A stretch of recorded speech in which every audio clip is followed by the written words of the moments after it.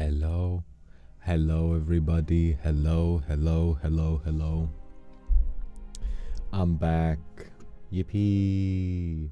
How we doing, everyone? Sorry I disappeared. It was weird. It's been a weird week. It's been our quid. Where is it? I already gave away the 3 quid to the lucky winner.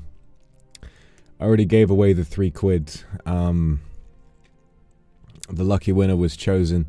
And I went and dropped it off around their place before the stream started, you know.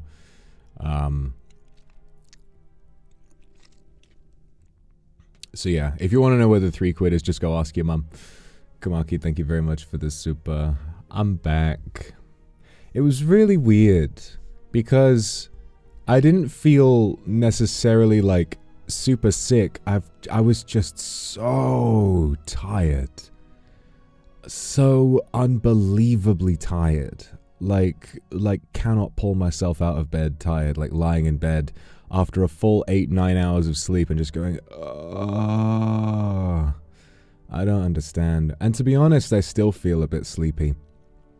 I'm definitely better, but I'm doing all right. I'm doing okay. Better than I was, certainly better than I was. Sounds like Burnout. I mean, I'd been having fun streaming. Streaming was okay, to be honest. I wasn't really all too worried about streaming at all. Maybe I just was depressed after I finished Donkey Kong, and I was like, well, what is life now that there's no more? I mean, there is more Donkey Kong to play. You know, I can 100% the game, but like, you know, maybe just the high of highs of looking forward to it is gone, and I don't feel happy anymore. Lemuria, thank you very much for the super. And Avis, thank you very much. I missed you too. Zia Luna, thank you for the super. I missed you too. Sai, thank you very much for the super. More sleepy ASMRs from you. I'd like to do one of those. I'd like to do more of those. Yeah, it's tricky. It's tricky. So I don't really know. So I'll tell you. I'll tell you basically. I just sort of stayed in and did as much as I could to rest, and I just didn't feel like I was getting better all week.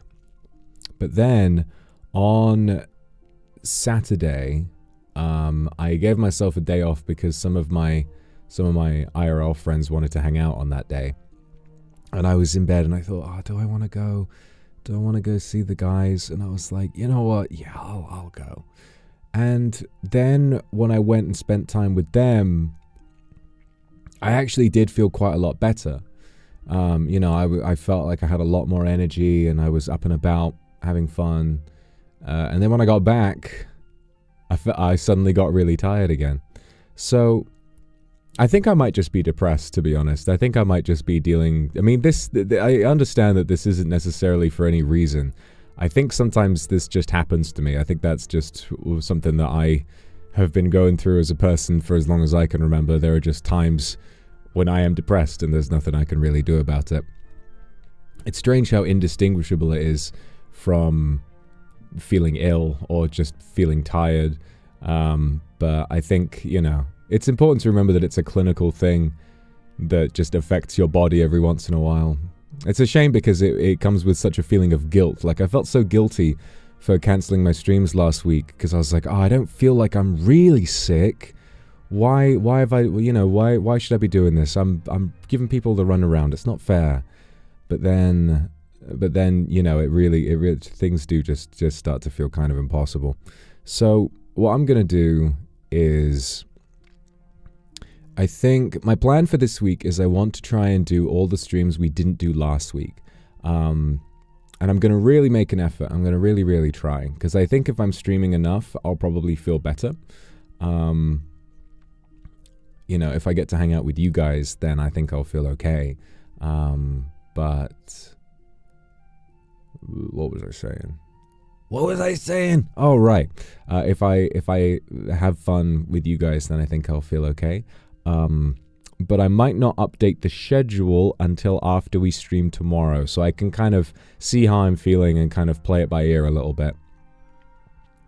Yeah, it's a very bizarre thing. I don't know what brought it on, because I've been having a good time streaming, so I don't really know what might have brought it on. I think it's just sometimes I just have these times, you know. Sometimes these times just come around, and I don't feel good for a bit, but then I inevitably always bounce back. I've been going down and then bouncing back for hundreds of years, so I'm sure I can keep doing that.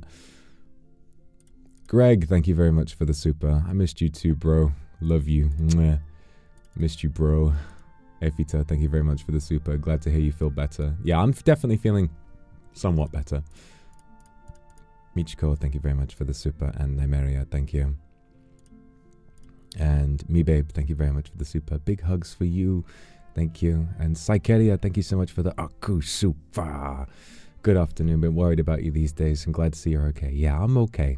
Please take care and don't rush yourself. Send you a lot of love and hugs. Have a lovely day. I love you. I love you too. And of course, thank you for drawing the thumbnail. It's very pretty. You make me look very, very beautiful.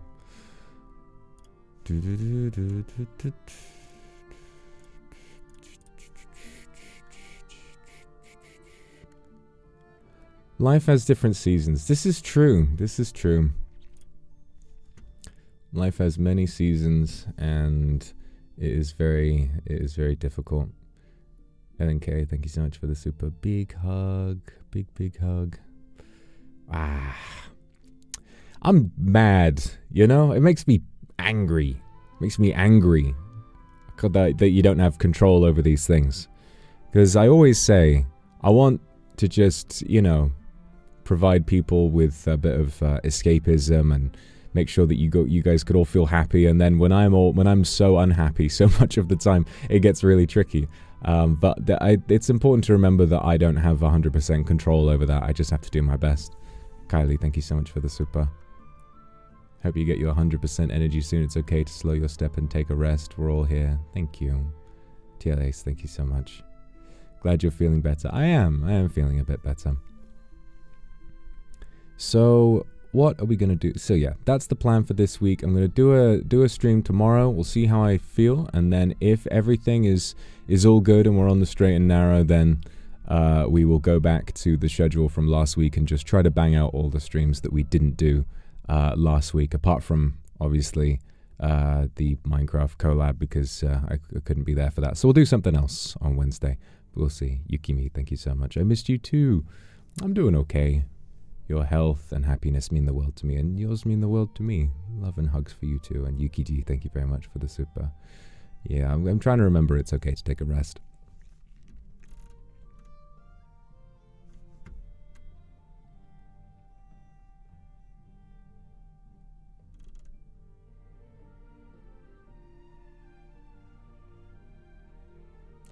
Do I know what I'm going to stream tomorrow? I've got no idea. No idea. No idea at all. So we'll see. We'll see. I think the main thing for today is that I just need to sort of get myself back on my feet. I'm probably going to go take a little walk and head on out, get some groceries, make sure I'm making myself some healthy food, get back into a good rhythm and all of that. Vin, thank you. It's always more than enough. I know. Still, I gotta do lots. I gotta do bits. Citrus, thank you. Yay. Mwah. And Sai, thank you very much. Miss you very much. Should I change my Oshi mark to yours? I know what you mean by the spade, but if you want to add the Oshi mark, you can. It's up to you. I do like it. I do like having people have the Oshi mark. It does make me smile.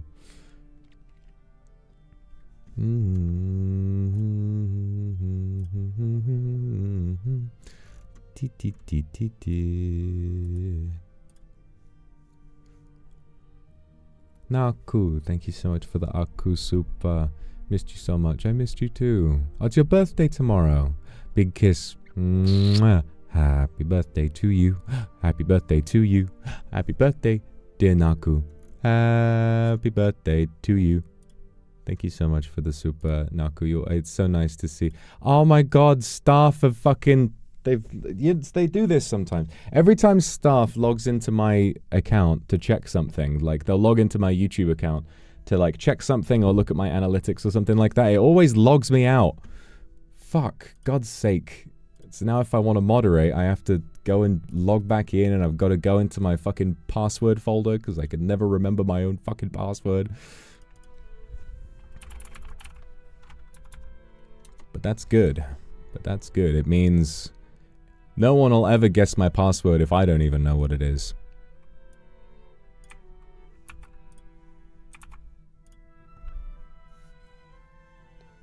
Yippee, there we go. La la la la la la la la. Yana, thank you very much. Kindred beam, rabu rabu. It's the love beam is so powerful. I'm gonna die. I'm gonna explode. But I'm alright. Really, you guys know I'm alright. I'm gonna be fine. Nothing wrong with me.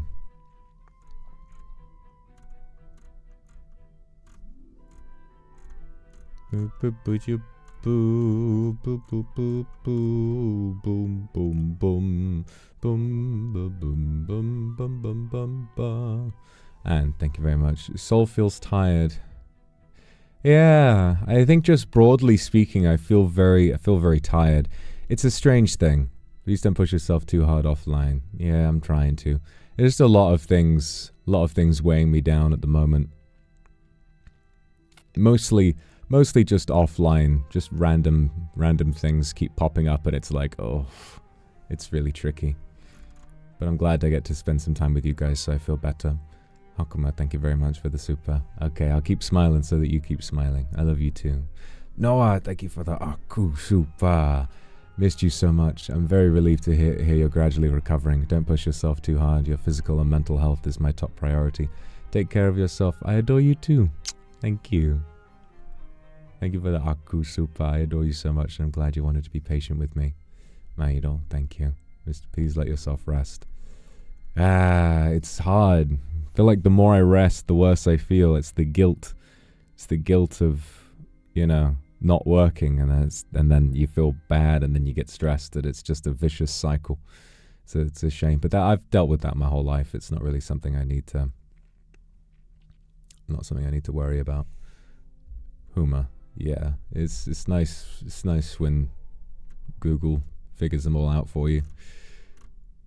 Ka, thank you so much for the super. I love you too. Swing, thank you so much. I love you too.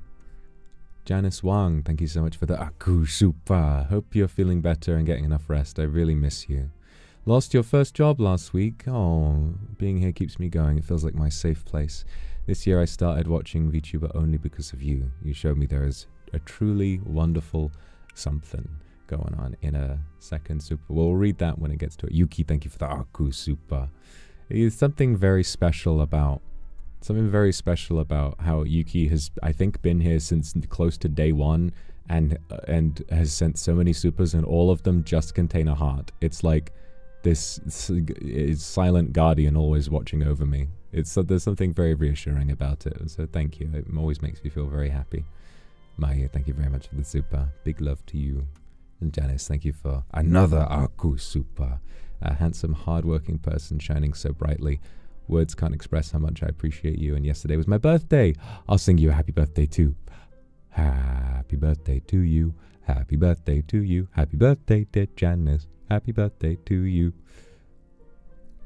A little kiss for you. I love you too. Wo aini. And thank you for being there to comfort me in my hour of need as well. Yeah, I think overall, all I'm trying to do right now is like figure out what the source of this thing, you know, holding me down is. And I think, you know, what's bizarre is I've been thinking so much about my life and things that I want to be able to express. I feel like there are so many really sort of, I guess, compelling in a way things that I'm feeling. Like, you know, mentally there's so much that I feel like I could draw on in like a piece of art. I just don't really know. I think that would be very therapeutic. but I don't really... It's frustrating because the kind of art that I make, it takes too long to make, you know? It takes so much time and money to put something together that I can really express myself through. I can't draw to save my life, and I don't think I could draw well enough to ever meaningfully express something I'm thinking. And you know, and in music, I need, you know, music I would need to like collaborate with somebody, and it would be amazing to just get to do something all on my own, you know, really, really just hunker down by myself and make something that's just mine. But it's really difficult. With my skill set, I kind of just need other people to figure it out and help me do all of these other things. Vent art, but it's a YTP. That would be the most insane expression. That would be kind of beautiful, honestly. Like a genuine vent, but it's a YouTube poop. I mean, Jesus, that would be kind of incredible. There's also the fact that I am busy with stream, you know. If I'm streaming, it's difficult to spend time on anything else. But you know, I would like to kind of. I feel like I've had this, you know, burgeoning sense of creativity for a while, where I've wanted so badly to make something, but I'm still struggling to think of what. I'd love to make more music, but that, you know, obviously costs. You know, getting instrumentals and stuff made costs money, and it's tricky to, you know, figure out exactly what's going on, and then the idea of commissioning other people, like, it stresses me out sometimes. It's just really, really difficult. It's really difficult. I wish I kind of had more control over, you know, what I'm able to create, but I'm sure I'll figure it out. Yukimi, thank you so much for the super. Oh, yay. I'd love to have somebody cook for me right now. That would make me very happy. Wallflower, thank you for the Aku super. Wish you well on getting back on your feet. No, it's okay. I hope you're gonna have a great day. I'm always thinking of you too.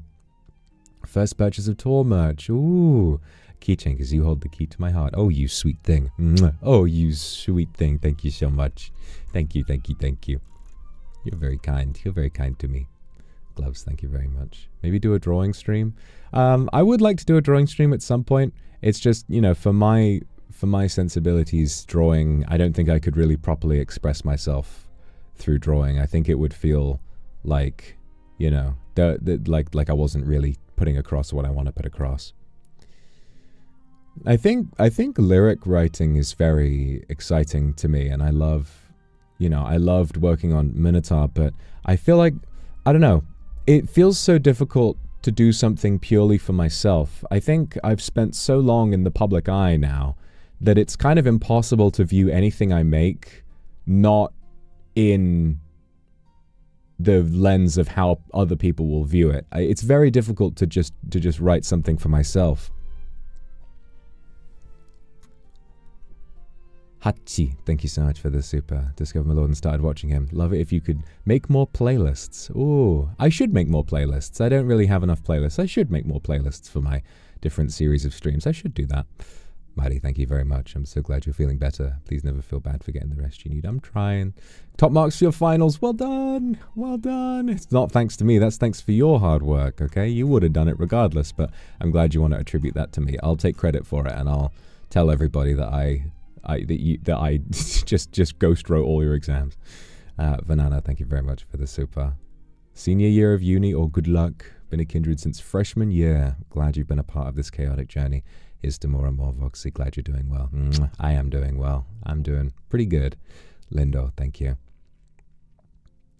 Make sure you get some sun. It'll be good for your immune system. That's it. I've not been getting enough sun. You can probably tell, you know, I'm as pale as ever. But I should be getting out a little bit more. I should be walking. I should be, you know, it just feels so exhausting. There's so much you have to remember when it comes to looking after yourself, that it just, you know, the act of looking after yourself becomes an impossible balancing act of all these different things. Zeden, thank you so much for the super. I missed you so much. Really relieved to hear that you're feeling better. Health always comes first. Yeah, I'm going to try to focus on my health and making sure that I'm all happy and healthy. Ian, thank you so much for the super. Welcome back. Thank you. Rin, Okairi, my lord, thank you so much for the super. Thank you. And Vinta, thank you very much. Happy birthday, Volita. Happy birthday, Volita. Mwah. CKK, thank you. I love your drawing so much. You really do? You really do? Oh, wow. I mean, I like drawing. I like doing my silly little drawings. It is fun. But I think if I want to put something serious across, I don't think art, drawing would be the best medium for me. It's like, just reminds me, I feel I would be like a 14-year-old drawing DeviantArt, VentArt, where it's like, you know how like a 14-year-old draws their DeviantArt OC? It would look worse than that. It would look like stick figures, like I was using the box tool and MS Paint to draw the arms. And it would be like, I would have some really grand, like artistic idea in my head, but it would come out as just like a, as a DeviantArt OC. And I don't really want to do that. That's just not something I think I'd feel comfortable with. Drawing is like that one thing where it's like, there are so many different artistic disciplines that you can learn in life. And I think putting pen to paper and drawing is just not something, that's one I feel like I'm comfortable not learning. There are so many things that you can put your time into, and I think illustration is just like, that's a step too far when it comes to things to learn. I feel like I'm comfortable not learning every single discipline on the planet. Sticking to writing and filmmaking and a little bit of music here and there is about enough, really. Mossy Kendall, thank you so much for the super. No, it's hard as fuck to drag on when you feel so heavy. It is. Much love and hugs. Of course. Well, I'll always feel guilty and I can't help that, but I'm glad to know that you think I shouldn't. Glad to know that you want to support me regardless. Lara, thank you very much. Sick yesterday too, and I'm starting to feel better. Twinning moment. Aw, glad you're feeling better. I am. Thank you so much, baby. Lily, thank you. Please don't feel guilty. Take some time for yourself. Gonna always be here and love you and excited for the new voice pack. Oh yeah, it's a good one. It's a good one. I put a lot of like oomph into it. In terms of the voice performance in this one, I put a lot of, it's a very sweaty voice pack. It's a very sweaty, tense, competitive type voice pack. So I think there's a lot of breathing, a lot of like cursing, a lot of like, damn it, kind of thing. So I think you guys are probably going to really enjoy that one. Make sure you buy the voice packs, because other than super buying a voice pack is buying a voice pack, I think, is de facto the best way to support an individual liver. So if there's any way that you wanna support me, buying a voice pack is one of the best ways to do so. Maido, thank you very much for the super. Not even able to capture raw emotion well. Sometimes scribbles capture more than a fully rendered piece. Sometimes I like messing around with a drawing tablet, but I think for me, the most raw emotional art form I would want to express myself through is music, because I feel like that's just within the scope of possibility. But, whereas filmmaking is like, especially with the limitations that I have, it's everything I make is going to cost a lot of money and time. So it's really difficult to just do something personal, I think. Unless, of course, I mean, everything I've done is personal. Like Minotaur is obviously so personal, and Demon Hungers is so personal, but those were my main projects. I wasn't, I wasn't working. On those, I was working for multiple months. Demon Hungers was in the works for multiple years. So, it's definitely not something. And it's sometimes when you make a piece of art, you can get started, and then by the time it's come out, you feel differently. It's almost like, I don't know. It's a tricky thing. There really is no right answer. You just have to do your best.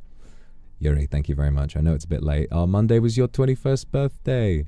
Happy birthday. I had a drink with my papa to celebrate. Love you more than you know, handsome. I love you too, Yuri. It's really nice to see you again. Tokito, thank you for the Aku Super. If you ever want to take some time for real life or try a part-time job, no, I think I'm pretty comfortable without a part-time job. I don't think I could safely do a part-time job. And, I'd much rather be streaming as my source of income. I don't think that that's something I'm not really interested in being anywhere but here. Sometimes I think about how much I would enjoy having a job that got me outside a lot. But, You know, it's because I don't know. I just like the smell of the air and all of that. Also, people bringing up Plastic Cow, and you are right. You are right. Plastic Cow is a really good piece of vent art. The other thing, sometimes, I don't know. It's tricky to know where to draw the line.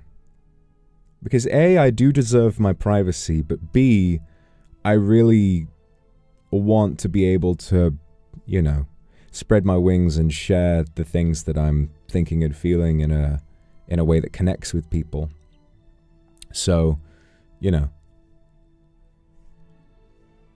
there are some things that I want to be able to share, but then I wonder, is this taking it a step too far? Metaphor is important. But I guess, I don't know, maybe it's selfish of me, but sometimes when I don't know. Times like this, I wish I could draw, animate, or something like that, because I would love to make something that almost doesn't need to be written. You know, I would love to make something that's purely visual, because those are some of my favorite scenes in any film, is something that's 100% done visually. You know, no need to over-explain or talk your way through it. You know, you can rest assured that if I did make something, it's something I'd want to share with you. Never too late to learn how to draw. Yeah, but there's so much I already have to do. PewDiePie learned how to draw after he had mostly retired from YouTube. He was only making one video a month. If I'm out here streaming most days, taking the time to also learn how to animate, good lord.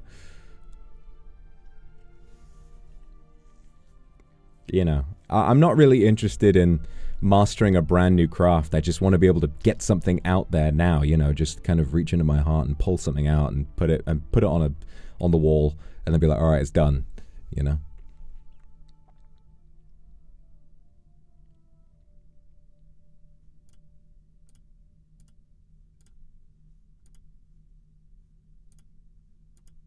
Noah, thank you very much for the super. Truly happy to hear your voice today. Lots of lugs and lugs, kisses and hugs. Happy to hear your voice too, Noah. It's really nice to see you today. Thank you for the super. Hatto, thank you. I missed you too. Quit your job to do what you want to do and organize events. Oh, inviting you to one is a part of my dream. Well, hell yeah. I hope you managed to invite me. That would be really, really fun. I'd love to come to your event. I love you too. Yeah, I'll have your back. Don't worry.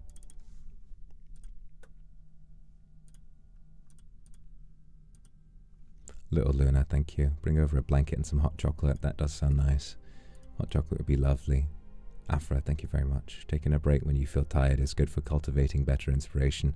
I'll always be here missing you. Won't go anywhere. Writing some short lyrics. I do write lyrics sometimes. I do just write lyrics sometimes. Sometimes the way I'll do it is I'll just listen to some other song and I'll just write it in the beat to that and then, you know, figure out later what I would do with an instrumental.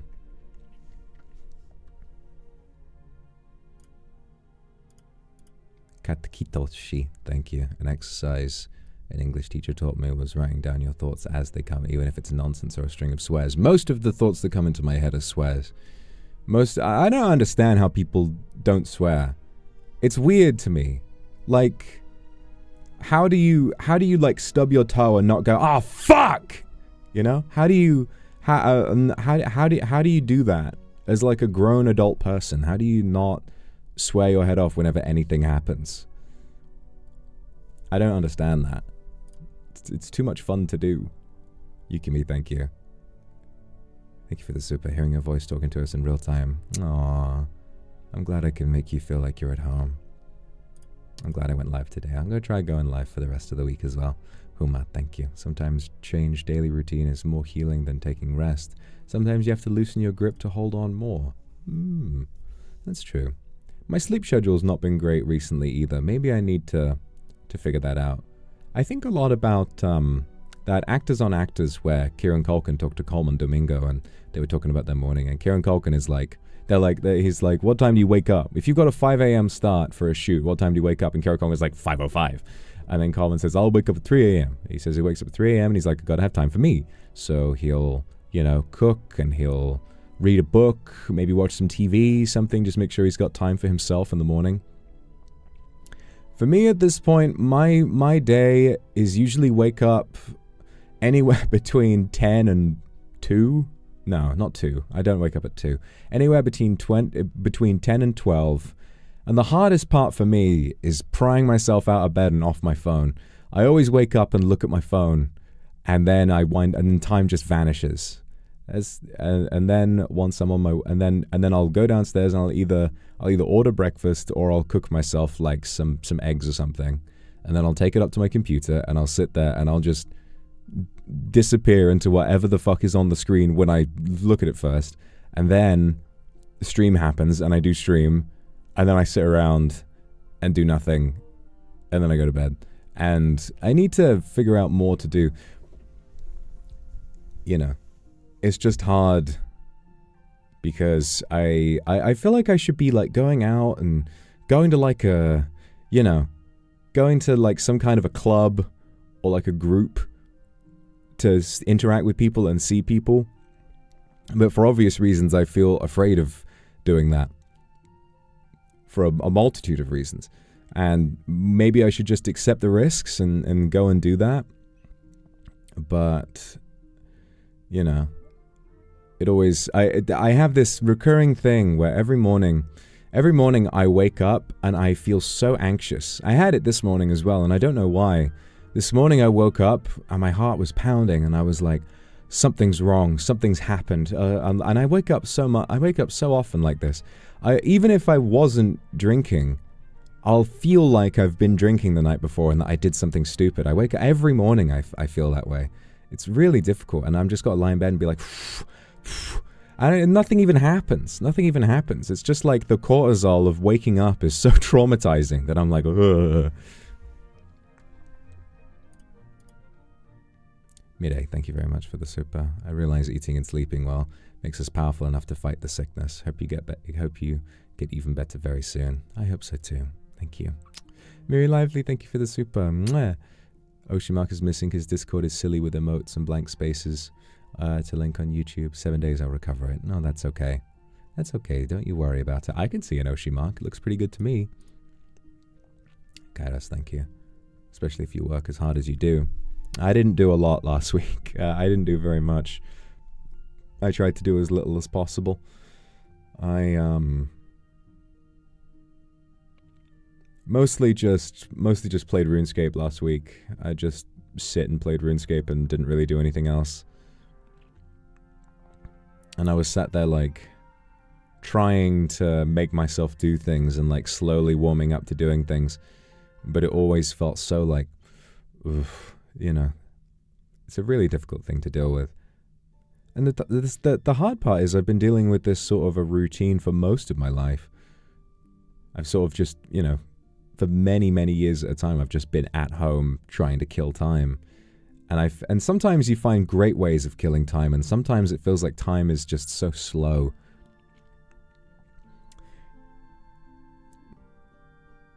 Time just disappears for me. It's just not, it just doesn't even exist.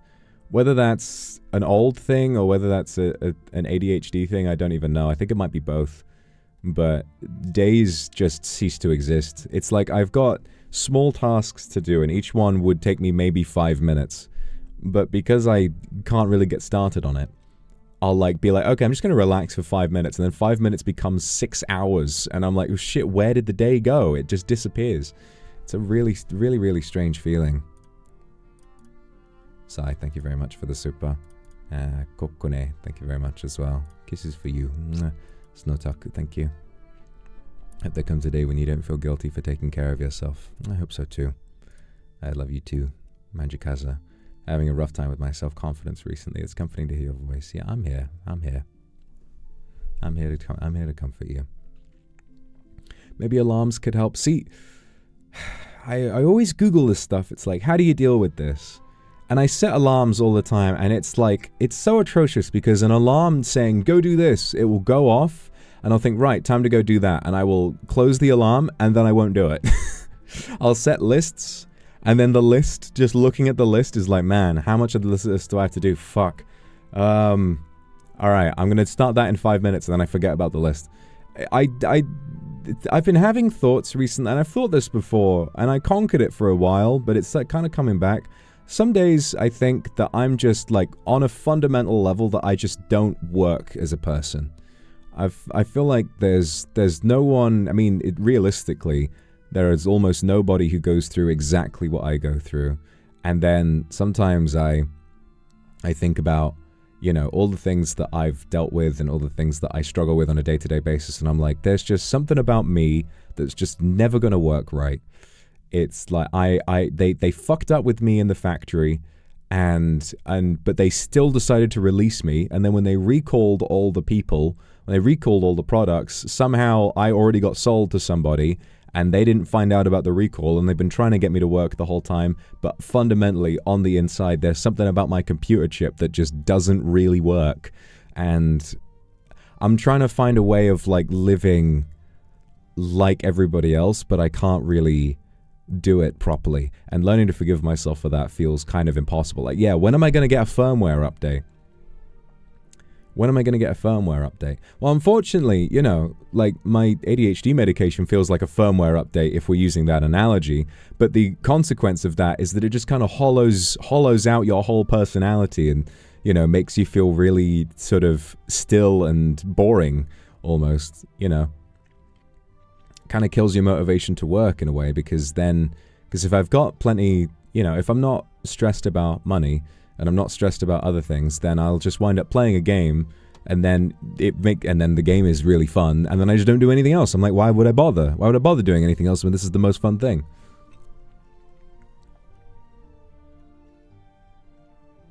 I think I just need a lower dose, to be honest. I think I just need a lower dose. I've tried different types of medication. I think I just need a lower dose, to be honest.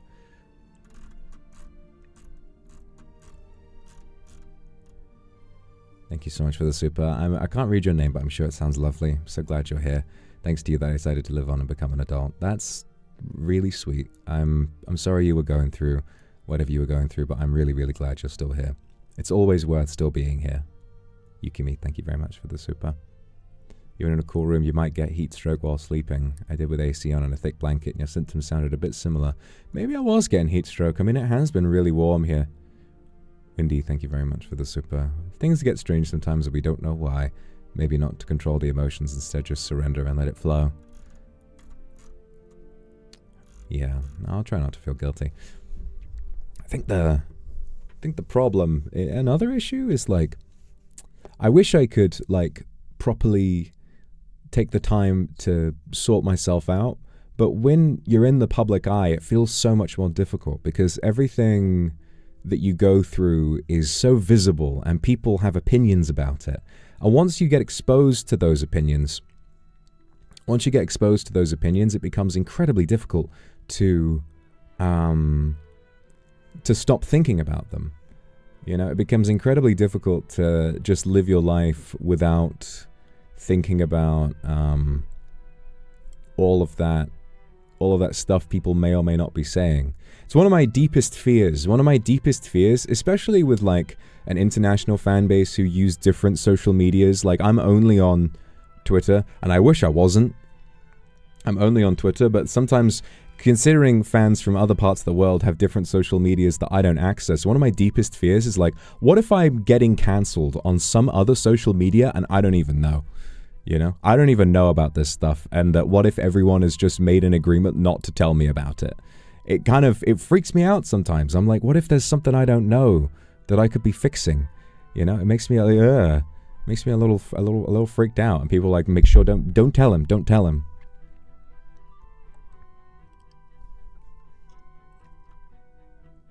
Seen that one Genshin tweet thread where a person replied to themselves and predicted every convo possible? Yeah, that was really funny.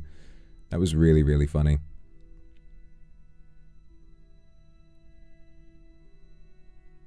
People on TikTok love me. That's nice to hear. That's nice to hear.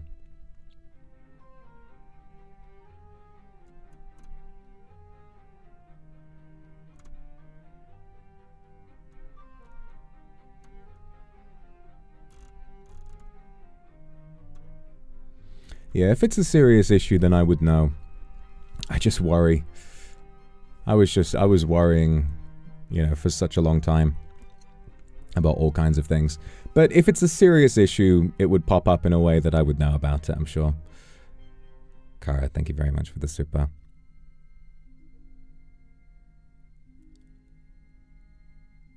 Wake up every day at 5 a.m. because I'm a nurse, and when I come home, I turn on your streams because you calm me down.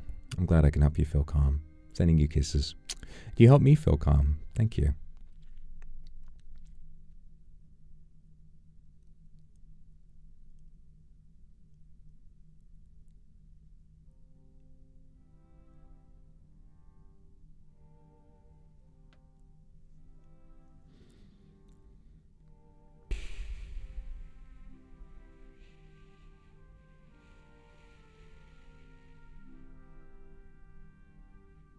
It's hard not to stress over things you can't control. So we need to focus on the things that we can control. Focus on all the things that we can control.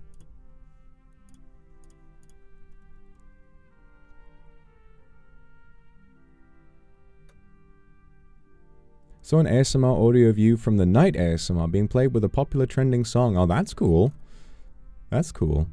Yeah, it's always interesting to see the things that wind up getting popular and you never know about it. Like that one clip of me playing Uma Musume that kind of got a load of likes on JP Twitter. That was kind of interesting to see. I was like, wow.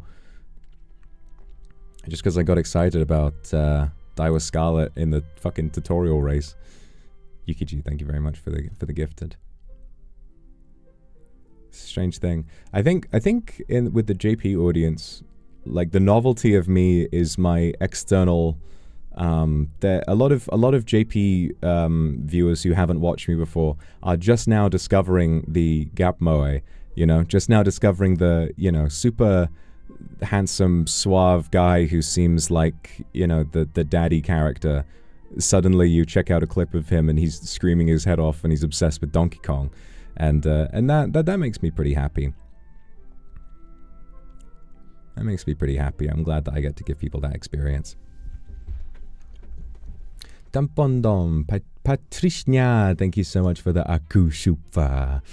Seeing you feeling better makes me happy. I'm tired all the time too, so I feel you. Can't even afford to blink slowly because I might fall asleep in midair. Yeah, I feel you on that. Hope talking to us makes you feel better and happy. Lovely to see you and hear your voice always. Yeah, always. Thank you so much for the Akusupa. It's really nice, and you support me so much. Thank you. Thank you so much.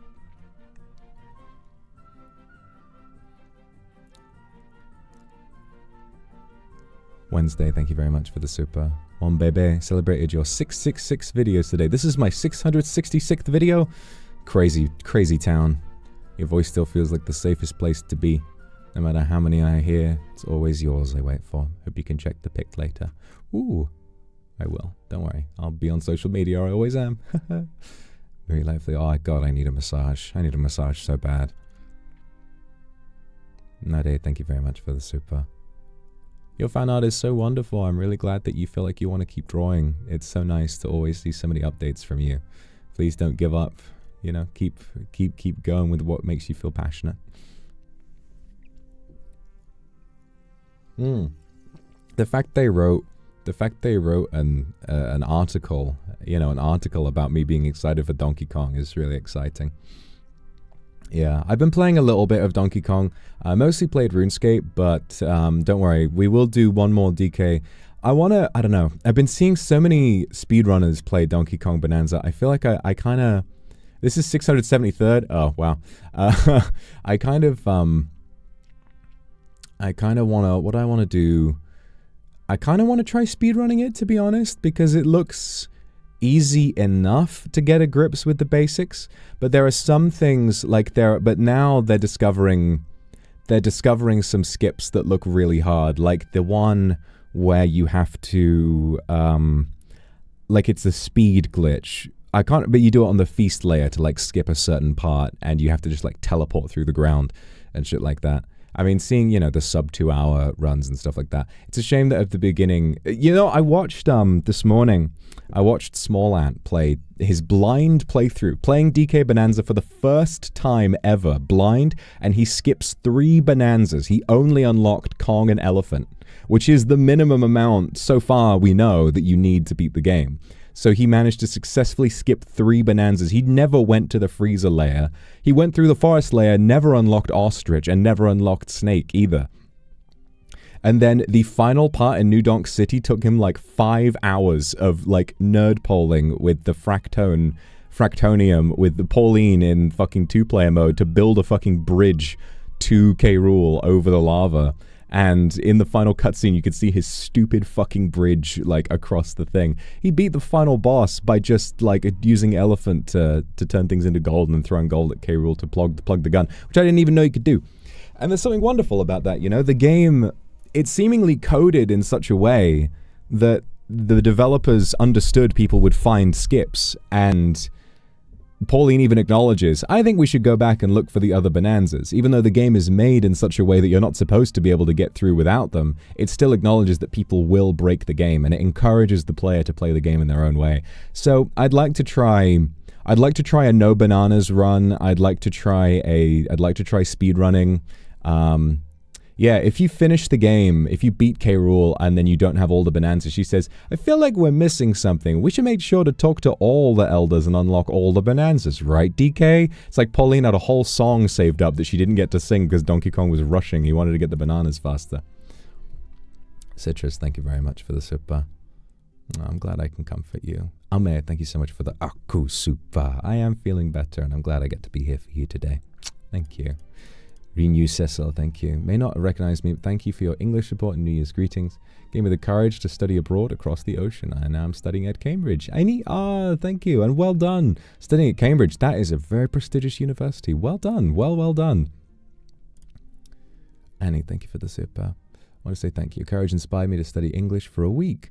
It might be short, but it's a big step for me. Thank you for being here. Ganbare. Ganbaru. I hope you try your best. Your English is very, very good. If you've written this whole thing after only studying for a week, wow. You've done very, very well. Really, really impressed with what you've managed to do, Annie. So well done, well done. Blue, thank you very much. Remember to take care of yourself. I will. So yeah, the plan for me is what I need to do is rest up, and I need to sort out my schedule because I've been slipping a little bit. Not been eating very healthily. I just need to like get back into cooking for myself and make sure to do that, and it should be okay. Iris, thank you very much. What kind of flavor palette you'd like for your coffee? Do you have any cafe drink that I'd like? I like my tea and I like a latte. I like strong coffee. I really like black coffee. It's like if I have tea, I like to have it with milk and sugar, but if I have coffee, I like for it to be quite bitter. I don't know why that is. I think I just like the raw taste of it. Wallflower, thank you. Look forward to when you reach 3K followers. Always recommending you on Twitter in hopes to meet new kindred. Your Donkey Kong Bonanza will be the biggest VOD to have the most views, but all your views deserve attention. That's really sweet. Yeah, it's been interesting seeing it get so many VOD views and like, you know, the JP fans coming over and being, oh, this is the crazy guy from the Nintendo Direct. It's kind of fun to see how we, you know, no matter what you do, it always has the potential to spread and be, you know, loved by lots of people. Mossy Kendall, thank you very much. I've been making drawing after drawing of you. Thanks for breaking my art block. It's hard as fuck for me to start projects. Thank you for ever overriding that system. Oh, that's really sweet. I'm glad I could have broken through the art block for you. It's really tricky to break out of that.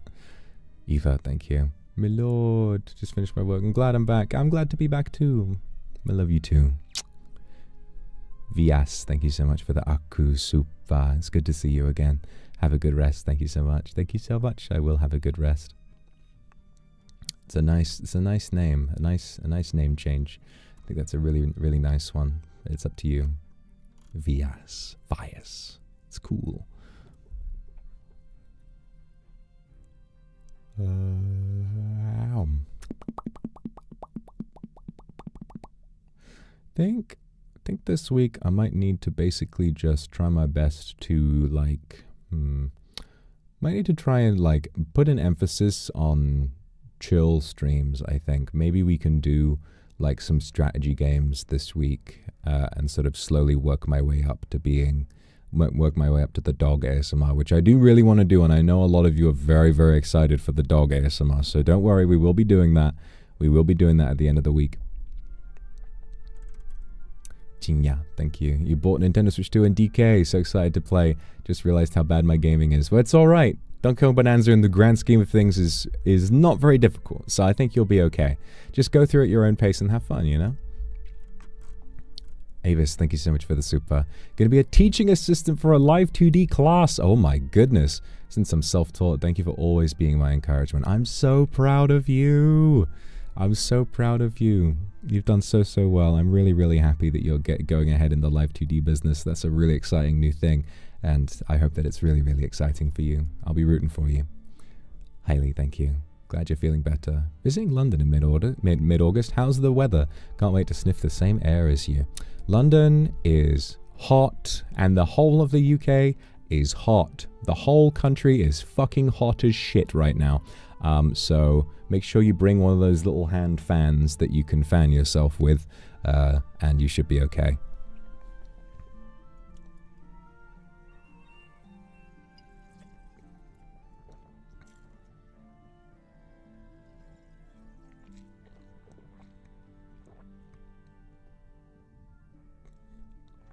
No wonder it's hot if I'm here. Yep. Set the place on fire. Burn it all down.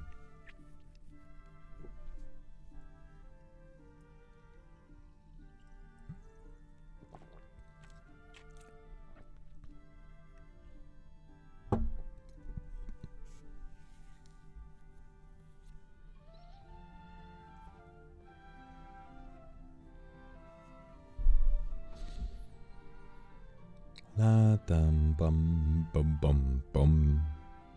Lam bum bum bidi ba bidi bidi bidi bum.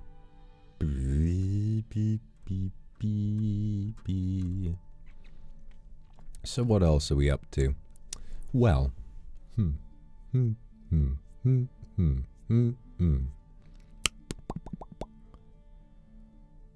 Party Princess, thank you. Celebrate a divine 29th birthday.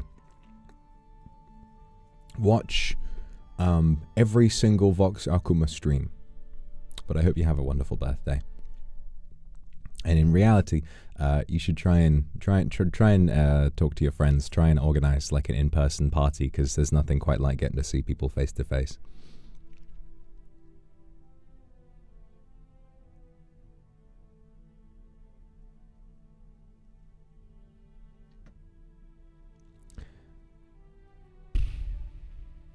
Do I still plan on doing the Membies ASMR? Yeah, I will. I will do that.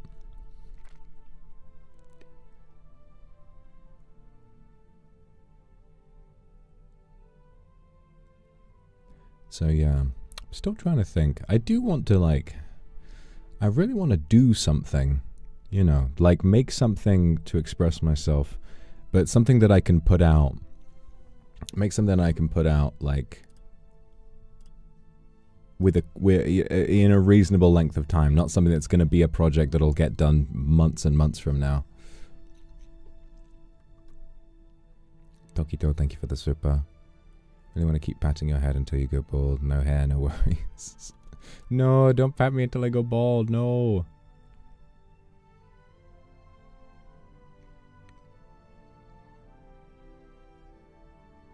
I don't know. I don't know if I'd be very good at poetry.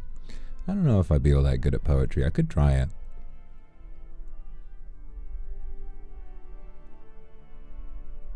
Poetry, short stories, maybe.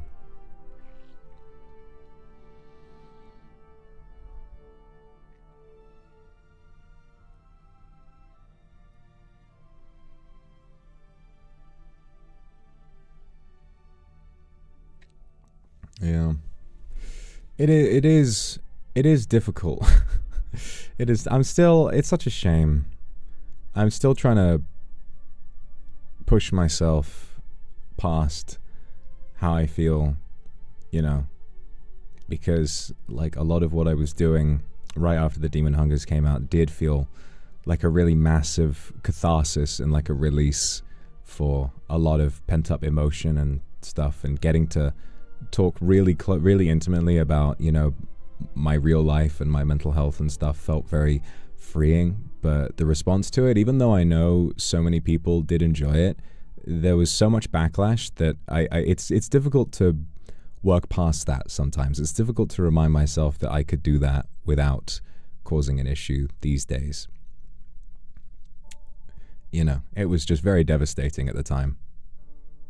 Even though I'm still proud of what I made, and I'm still proud of myself having taken that step, it still feels, you know, hard to go back to, even though I would like to.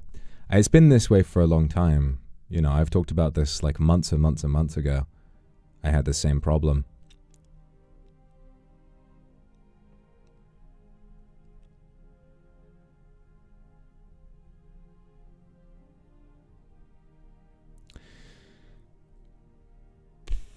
The thing is, I have such a desire to, you know, I feel like I have so many ideas and so much great stuff that I want to be able to share, but after that experience, I almost feel like no matter what I do, it is going to fall on deaf ears, you know. And I suppose there's sort of a selfishness in creating something and expecting it to be received in a certain way instead of putting it out there and having people view it in whatever way that they will wind up viewing it in. But I think it's led me to feel a little despondent about the divide between artist and viewer, where in this day and age it is very difficult to get someone who isn't already particularly invested to take something seriously. It's almost like disliking something or saying that something's stupid. Like when you go to an art museum. And, you know, like a modern art, and you have people walking around saying, "What's that? That's stupid. Don't get it. That's stupid. That's stupid." I almost feel like that's kind of the status quo, and I feel like I could, if I tried, I could make art that's like really, you know, broadly accessible and just fun, but I just feel like that's not what really connects with me. I would really like to make stuff that's really deeply challenging and that, you know, feels like it's something that really has to be thought about. But I don't think that YouTube is really the place for that sort of thing. People will always look at it and view it at face value, and especially in the VTuber sphere where there are so many rules, there are so many unwritten rules and you know, understandings that people come to. It's like people will always view something in a certain way. They'll always view it within their preconceived idea of what's possible, and I think about like some things that to me I'm like, oh, that would be such a wonderful idea, but then I'm just like, well, I wonder if it's just going to kind of fall on deaf ears, you know? I would love to be able to change that, because I don't know, they always say, oh, you got to create for the quote lowest common denominator, but I don't really feel that that exists. I think everyone has the capacity to connect with a piece of art.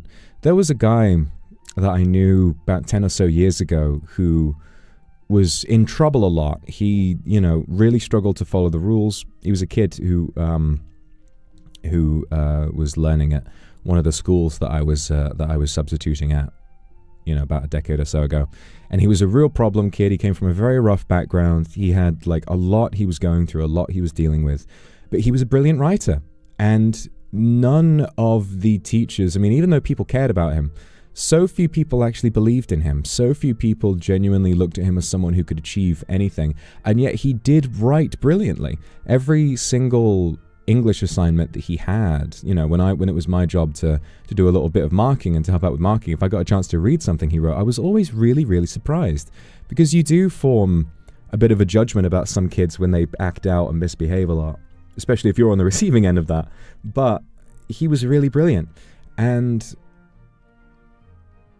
I don't know where he is now, but I hope that, you know, it just spoke to me, and it said, like, you know, it's bullshit to assume that only quote-unquote smart people have the capacity to understand high art, because it's meant to communicate with the emotional side of you. It's meant to be something that you can just view for whatever it's meant to be, and you shouldn't sit there and fret about, do I understand it? Do I get it? What's the point? That's nothing. That doesn't matter. What matters is your personal experience with it. But so many times a person's experience with a work of art is, I'm going to figure it out. Oh, this is stupid because it's obvious. When that's not the case. I mean, Mother is personally one of my favorite films. And the metaphor in Mother is pretty obvious. It's very, very straightforward what it's supposed to be representing. It's a metaphor and it doesn't explicitly say what it represents, but it is quite clear. And yet, does that make it any less artistically valid? No. It's a really fascinating way of showing that allegory. And the unfortunate part is that so many people looked at that film and thought, oh, well, obviously. I mean, you know, what the hell is this? It's so obvious.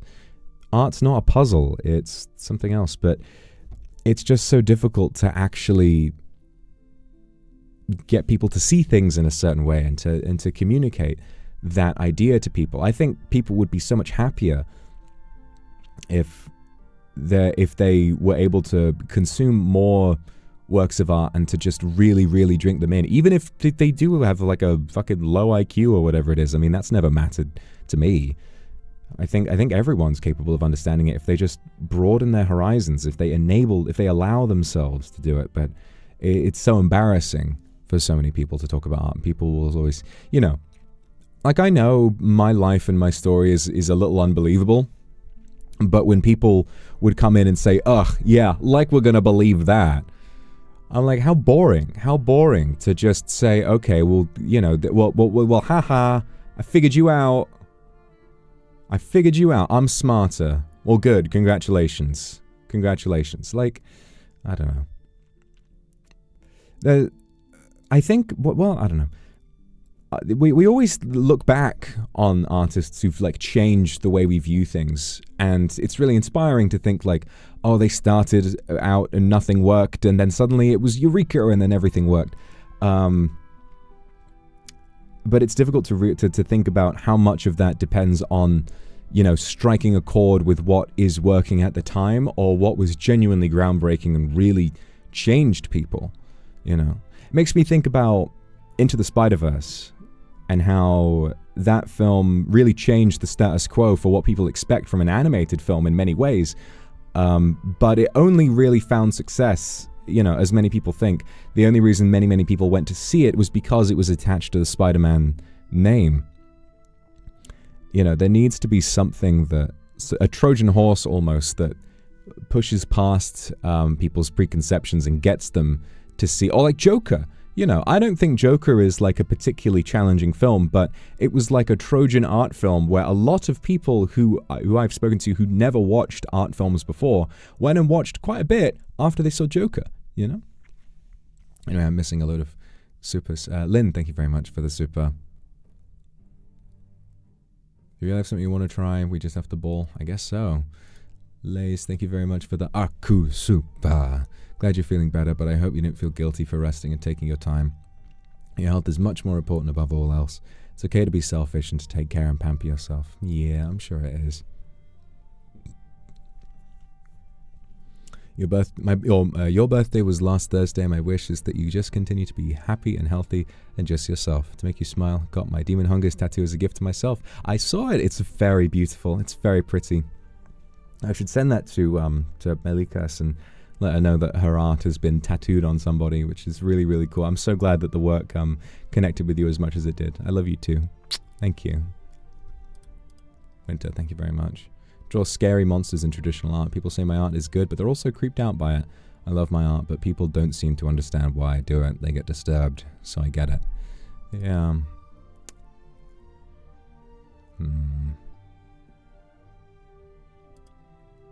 Kendra, thank you. Ignore the people who give you the backlash. People are going to find any reason to not like you and things you make. Just do things that make you happy. I like that idea. I wish it were that easy, you know. But I've always had a real difficulty with people's, you know, viewing people's opinions of me. I'll always view other people's opinions as more important than my own.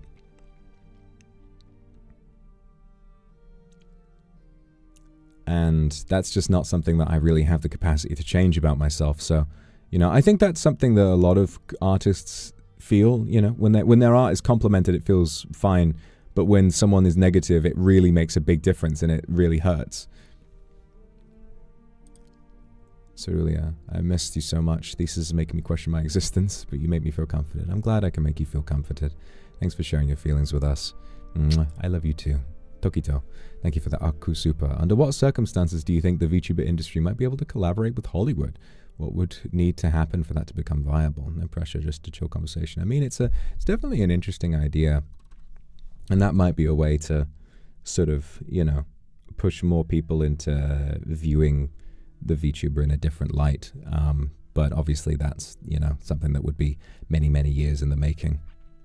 It's a really cool idea, though. You know, obviously that would be a dream, you know, a complete dream come true from my perspective. But, you know, we'd have to see.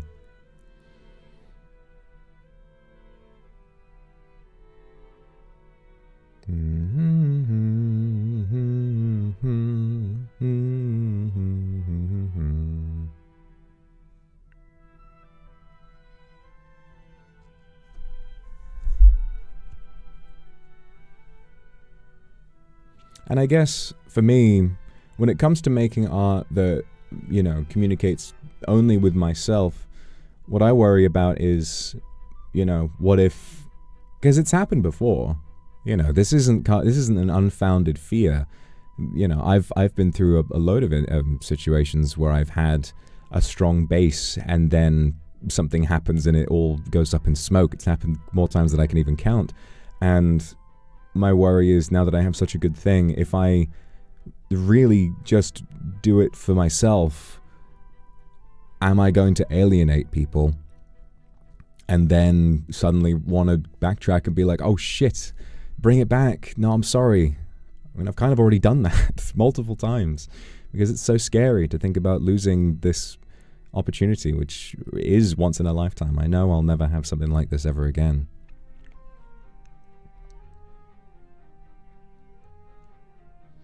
Might be good to just create little things that get my feelings out in small ways, and, you know, vent with little poems or stories or something like that.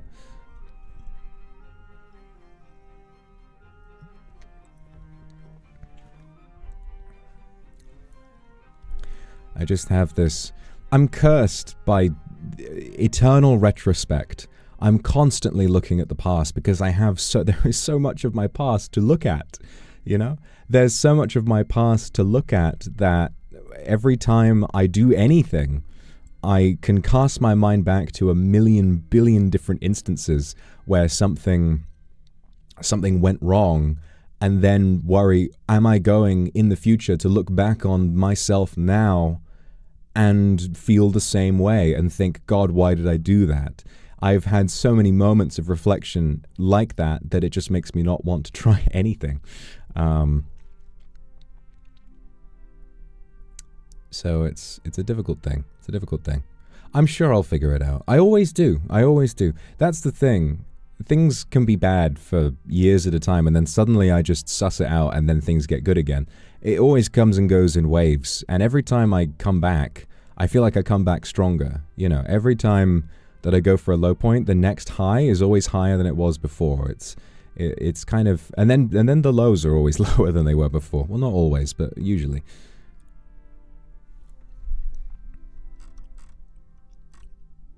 Very lively, thank you for the super. Art may connect with only certain people in different ways, but it makes it genuine. Never feel discouraged. I'm going to try. Pei-chan, thank you for the Aku Super. Happy to see here you're feeling better. Hope each day gets a little easier from here. I hope it does. I'm going to try to be gentle with myself, but, you know, we'll see. We'll see. And thank you very much. I think if the work cannot be conveyed, it's like a language barrier. I think that's another reason why I really want to be able to do something without any words. Even though I'm the voice demon, I'd love to be able to create something that is entirely wordless, because I have so many people love me who don't necessarily speak a lot of English. So if something could, you know, bypass that barrier, then it might be really, really interesting for people, you know? Nambin, thank you so much for the super. Hope you have a good day today. No, it's okay. Your English is wonderful. I love you too. Thank you. Odessa, thank you. Is this a valid critique or is this just gums flapping?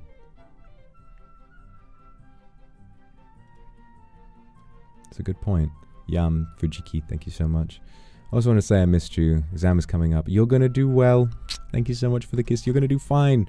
Don't worry about it. The world will keep spinning. Even if everything comes crashing down, you will find your feet. I promise you. But you are going to do fine. I promise. Just keep working and you'll be okay. Cerulia, thank you very much for the super. I think I'm starting to be able to enjoy art, especially films, without thinking if I'm right. I don't know how you did that. Make me feel so much more. And I really want to be able to thank you for that. That's really nice. I'm glad I could have opened you up to that sort of thing.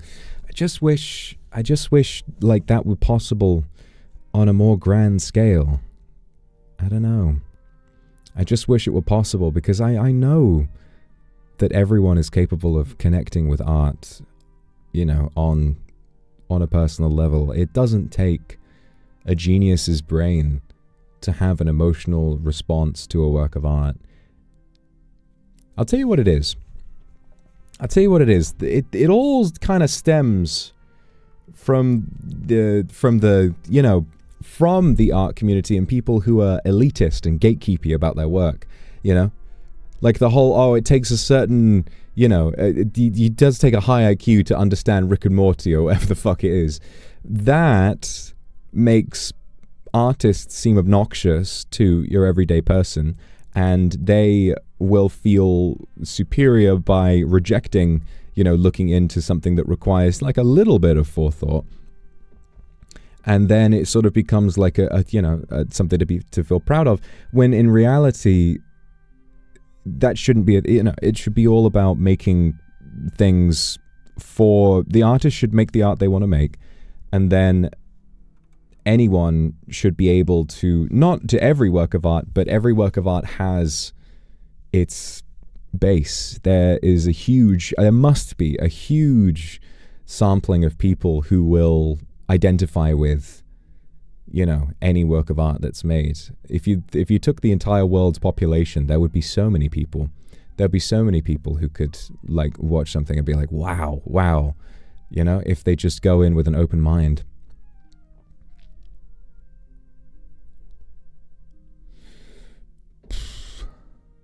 I don't know, guys. I don't know. It's very frustrating.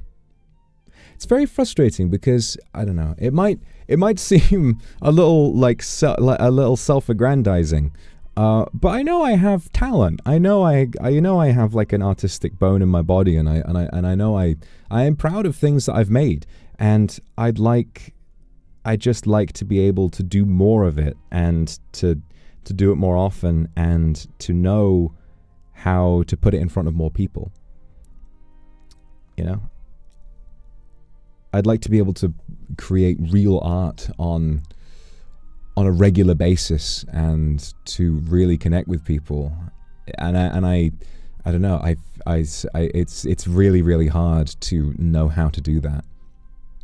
But I want to try. It's just difficult. It's very, very tricky. Nayu, thank you so much for the super. Daisuki, happy to see your face too. Ada Tenchi, thank you. Happy to see you too. We're Amy. I miss you too. Yukimi, thank you very much. Yummy water and fizzy water. Yippee! Thank you very much. Kairos, thank you very much for the super.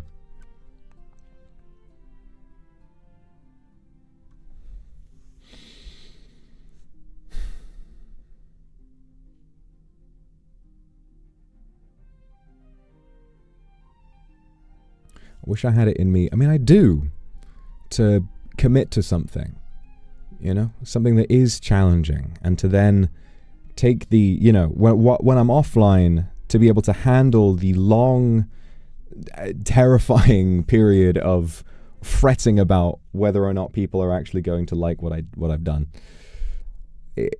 I keep worrying every time I'm not live. I keep worrying, and I keep wanting to, to go back and clarify and backtrack, and because I'm so worried about losing things. But art does take bravery. You do need to be brave, and unfortunately, I'm not a very brave person.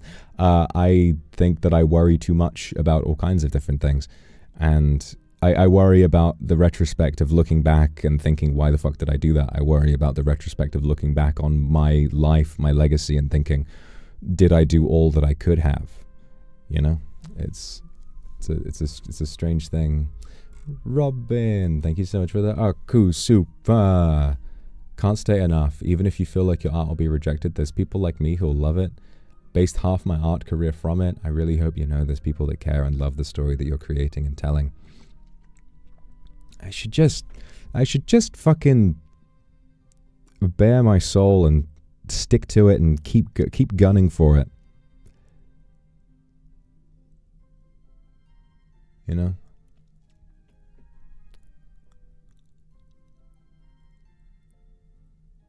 And to remember that there's no such thing as something that doesn't age well. Each thing I've made is a time capsule. It's a representation of what my feelings were at the time that it was made, and there is value in that. Just like how Madagascar 3 is a time capsule of how Noah Baumbach was feeling about his divorce. Tokito, thank you very much. Just like how Donkey Kong Bonanza suddenly showed up out of nowhere. I'd like to believe that. I'd like to believe that as long as I wait long enough that my dreams will come true. I just want to feel like I want someone to come down and tell me that things are going to be all right and that I'm on the right track. It takes bravery, and I know that's the whole point, but I just wish there was some way of knowing that I was on the right track. But I know that's impossible. You just have to try. Quote, thank you so much for the super. Trying a few smaller projects would be a great way to practice how to implement your ideas. I think so. I'd like to try it. Avis, thank you. I've shared this before. The director of Crazy Rich Asians say worry is a waste of imagination. It's a really lovely quote. If only I wasn't such a worrywart. If only I could snap myself out of it.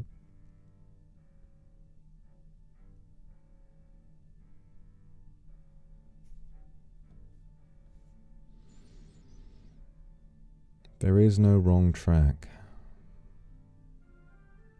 Something that I struggle to remind myself of, you know, when we think about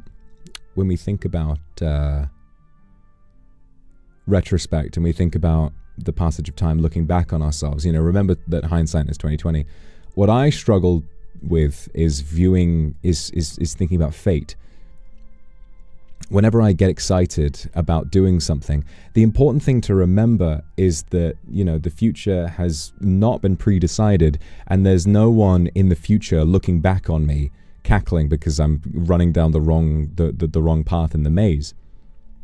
None of that has happened yet, and everything has the capacity to succeed for a million different reasons.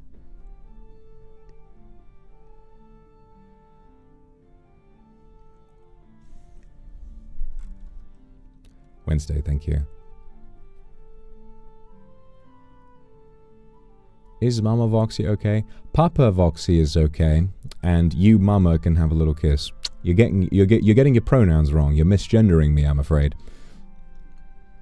Kairos, thank you, but thank you for the super anyway. It's okay. Kairos, thank you very much for the super. I'm glad you think I'm a great storyteller. I'm gonna keep trying. Just got to figure it out. Just got to get my noggin on and think about it. But as my parents often said, I would forget my head if it wasn't screwed on. You think you'd trap me in the maze? I'm the Minotaur. That's true. I don't have to find my way to the end of the maze. I have to live in the maze. I've got to be the Minotaur. I've got to be the Minotaur. Yeah, that's the one. Say, thank you so much for the Aku Super. Your creativity is so inspiring. You always pour so much of yourself into everything you make. Every morning, I quietly wish you're doing okay and feeling a little bit happy. Please always be kind to yourself and proud of yourself too. I love you. I love you too, Say. That's really, really kind of you to say to me. Thank you. Seriously. Mwah. Yippee.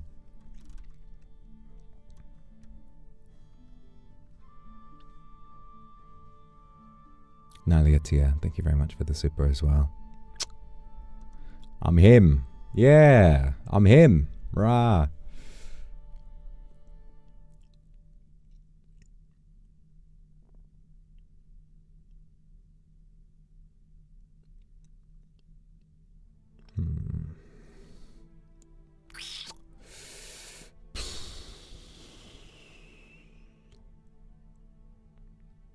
Odessa, thank you. It's having the worries and concerns and still going forward to see what happens. I think many kindred could contest to starting something because you gave us a push. That's really sweet of you to say.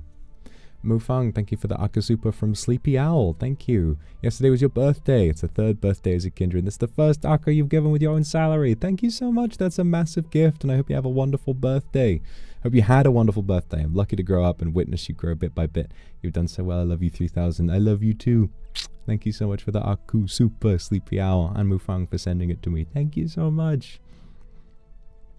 It's so kind of you, and I hope you had a wonderful birthday. A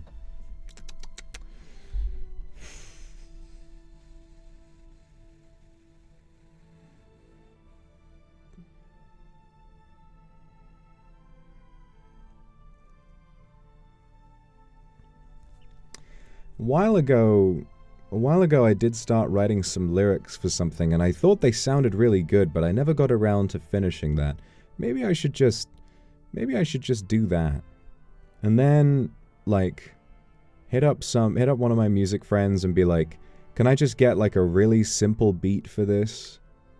Try recording it and then just slowly workshopping it, and then see what we're gonna do. Just make something little. It doesn't need to be a big thing, doesn't need to have a music video or anything. It's just gonna be a little something. Hailey, thank you very much for the super. Really love them. Micro movies. Oh. Yeah, it's true. It reminds me of when I went to that art exhibit that those students were running, and some of the artwork there really connected with me. I wanted to buy one of the paintings there, but I never got around to it. That makes me sad.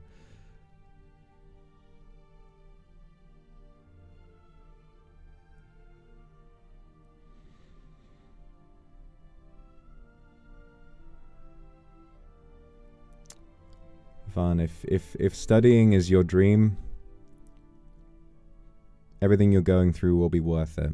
You're going to look back on these days and laugh because you knew you were on the right track. You got to follow your dreams. That's the most important thing.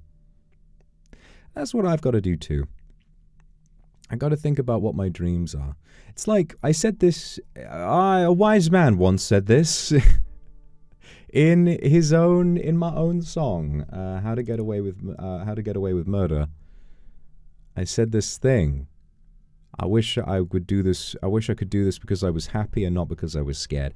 And I think a lot of my motivation these days is fear driven. I'm like, I don't want people to forget I exist. I don't want people to, I don't want to get jealous and watch people be entertained by anybody else. I got to have you all to myself.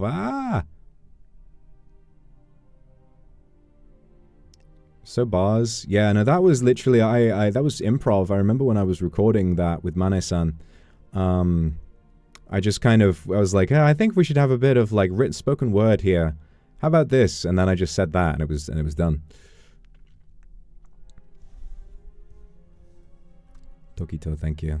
Just remember Ridley Scott directed Napoleon. I guess that's true.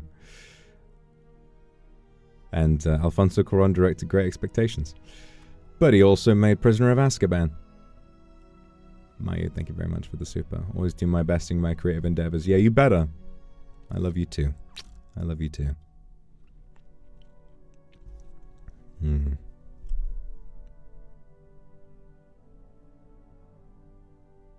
Oh, Haley. Haley. Well, I see. There you go. Alright, I'll try to remember that.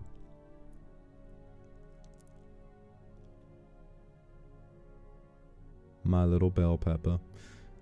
Yes, thank you so much for the super. Yippee, thank you. So, yeah, maybe I just gotta start doing stuff. I just have to do stuff that's really fearless and, also do little bits and pieces that are just fun, stream with you guys and all of that. I want to do that too, and I'll keep doing it. Mossy Kendall. Wish people could look past logical reasoning and just feel. As an artist with an art critic friend, people need to let loose and just feel. Life is better with openness. It's so true. It's like I used to be so cynical about superhero movies, but if a superhero movie is good, I want to go see it and enjoy it. You know, there's value in everything. You're not stupid for enjoying cape shit. It's what you like, whatever. Yana, thank you very much. I'm glad I give you courage. You give me courage too. Bambi, thank you. Hope you know that you've inspired so many of us. You got our creativity going so much, and I hope we inspire you as well. You do. You always inspire me. So much to balance. I want to stream. I got to keep up with a million things offline, as I have been doing for a couple of years now. Got to work on stuff that makes me feel artistically satisfied, and God forbid, I need to take a moment to rest and have fun every once in a while. This shit has never been easy. This shit has never once been easy. But I've come out alive before, so I, just have to kind of jump in and do the thing. Gloves, thank you very much. Make your dreams come true. I'll go try, Wallflower. Don't think anyone will forget you. Your absence makes the heart grow fonder. I suppose it does, yeah. Miri Lively, thank you. Do it. Do it. Maybe I just have to make like Anakin Skywalker and do it.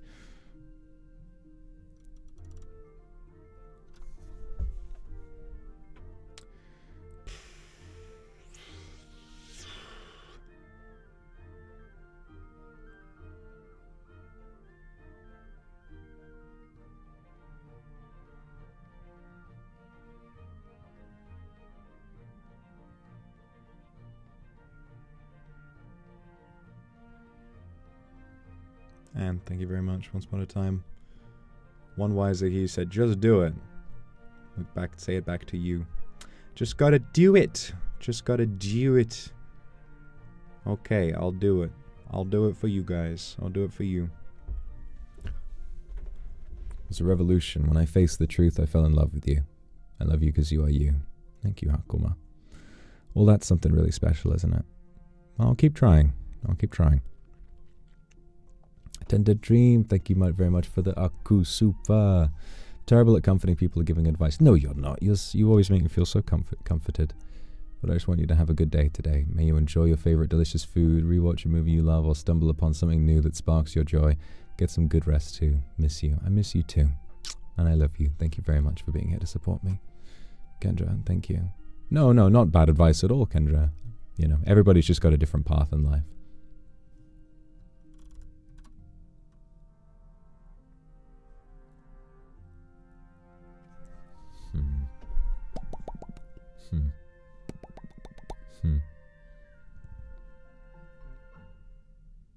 Teasers for Season 11 of Battlegrounds. You mean Hearthstone? Wait a minute.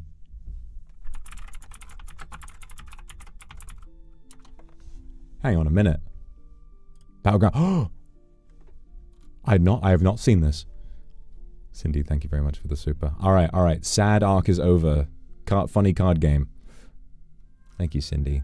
Yeah, I'll try. New keyword, rally. Make every attack count with rally. The new Battlegrounds keyword rally triggers an effect whenever a rally minion attacks. It's primarily featured in Quillboar and Dragons this season, but you'll find it across all minion types. Alright, when is Season 11 coming out? August 5th! Tomorrow! Everybody, Ferb, I think I know what we're going to do today. When is PT? That's Pacific time. Hang on. PT to BST. 8 hours? Oh, bugger. Wait, when is that? It's like 10 a.m.? Oh, for God's sake. So that's like 6 p.m. tomorrow. Oh, for God's sake. I've got to wait so long for this. Oh, for fuck's sake. Well, that's fine. That's fine. Got to wait until I've got to wait a whole day. Kianios, thank you so much for the super. I'm not very good at comforting others, but I'll always support my lord. And I'll always support you. So you got Vengeful Protector, Divine Shield Rally, give your other minions 3/3.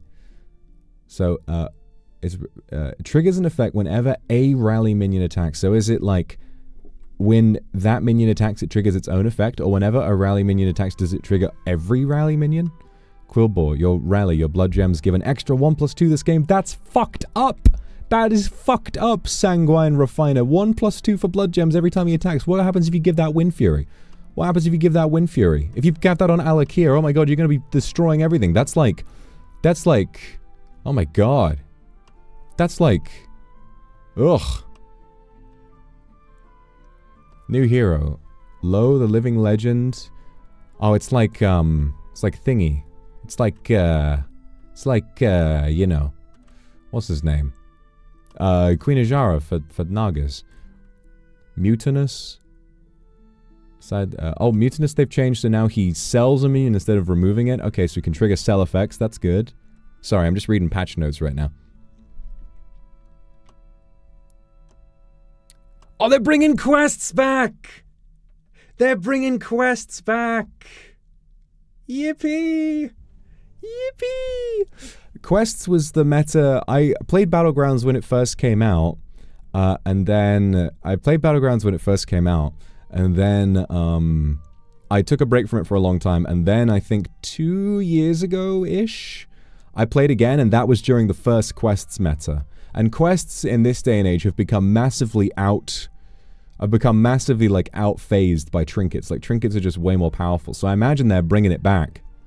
They're bringing these back and making them more powerful. Unless this season they're trying to scale down the average power level, because the numbers you get in this season are fucking ridiculous. With shot buff demons, you have every minion has like 1,000 health.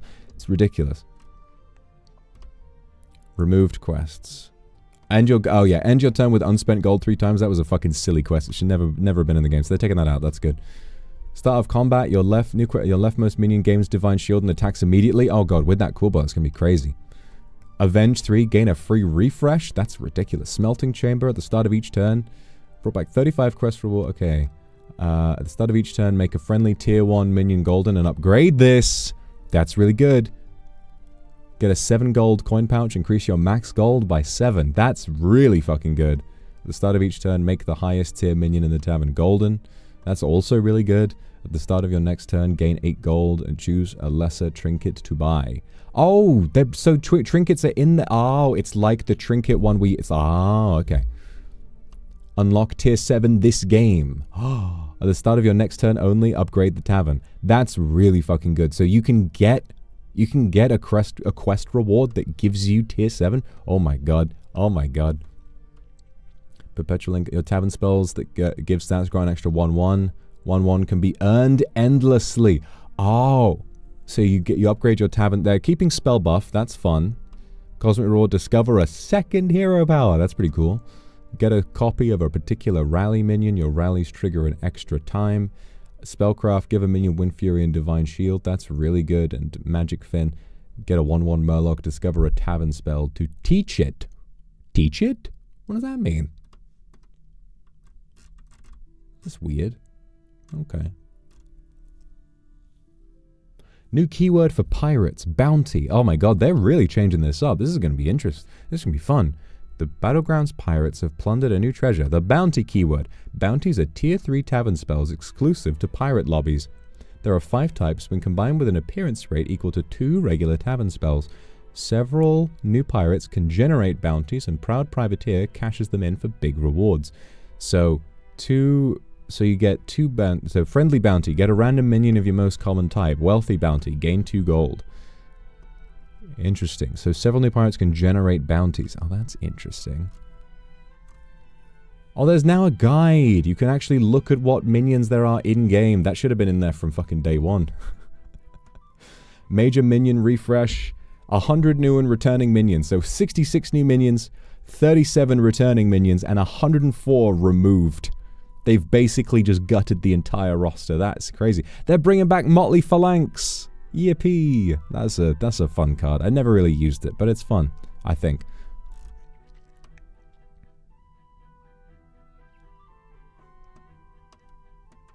And obviously trinkets for the quest. And they're like... They've removed a ton of trinkets. So I guess, yeah, the meta's changing. No more beetles. Damn. No more beetles. Mental mode.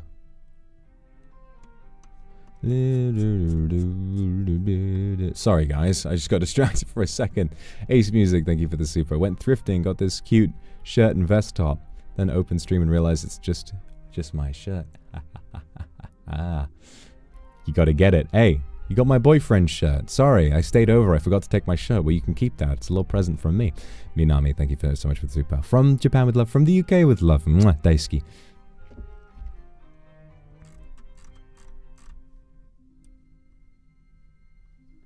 That was funny.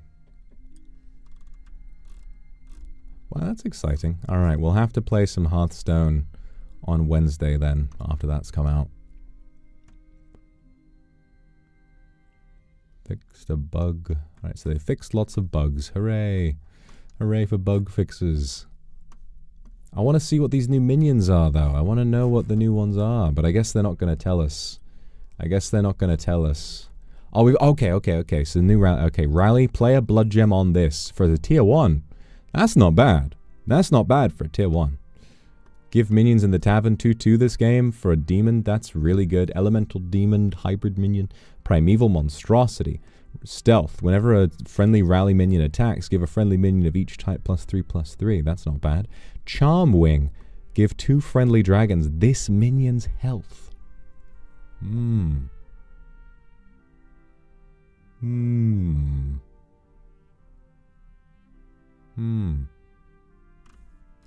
Interesting.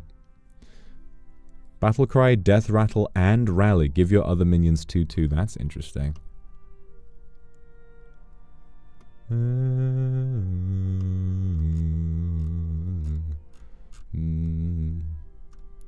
So, oh, they got some examples of the band. So, level 3, we get a random bounty on rally. You cast your bounties twice. That's mental. Okay. A major minion refresh. So, an undead. Oranomonos, the Wilted. After a friendly minion is reborn, your undead have +1 attack this game. That's fucking crazy! That's fucking crazy! Oh my goodness. Wherever they are. At the end of your turn, give your minions 1/1. Golden ones gain 4/4. Okay, so they're kind of keeping the golden synergy for pirates. That's good. They got Mr. Smite in the game finally. This game has lacked Mr. Smite. He's an iconic World of Warcraft character. Need him. Beacon of Hope. If you lost your last combat, discover a tier 5 minion. Ah, that's like this. That's like the selling one. That's like the selling one. A Poltron. Poltron. Avenge 4. Gain Divine Shield and attack immediately. That's fucked up. That's so cool. Avenge 4. I don't know how useful that's going to be. I guess if you had a load of taunt and you hid that in the back, and then it gains Divine Shield and just gets a free hit off every time it's Avenge 4. Wow, okay. All-Seeing Elder. Gain the attack of your leftmost minion and the health of your rightmost minion. That's clever. God, and they've got so many other minions. I want to know what they all are. I want to read about... No, I want to read all the minions. Shishi Dumpling, thank you so much for the super. May not be the right season for it, but have you seen the DK Fleece King? The zipper is his tie. DK Fleece. I gotta check this out. DK Fleece. Or like Donkey Kong. Donkey Kong Fleece. Oh, yeah, the zipper is his tie. That's cute. I want it. I want it big time. Cappe, thank you so much for the super. Test super. Glad to see you're well enough to stream again. Hope you continue to recovering, big guy. Sending you love and kisses. Mwah. Yippee. Yeah, I'm doing better now that you're here. Thank you so much for the super. Woohoo. Yippee. Yay. Yeah, woohoo. Yay.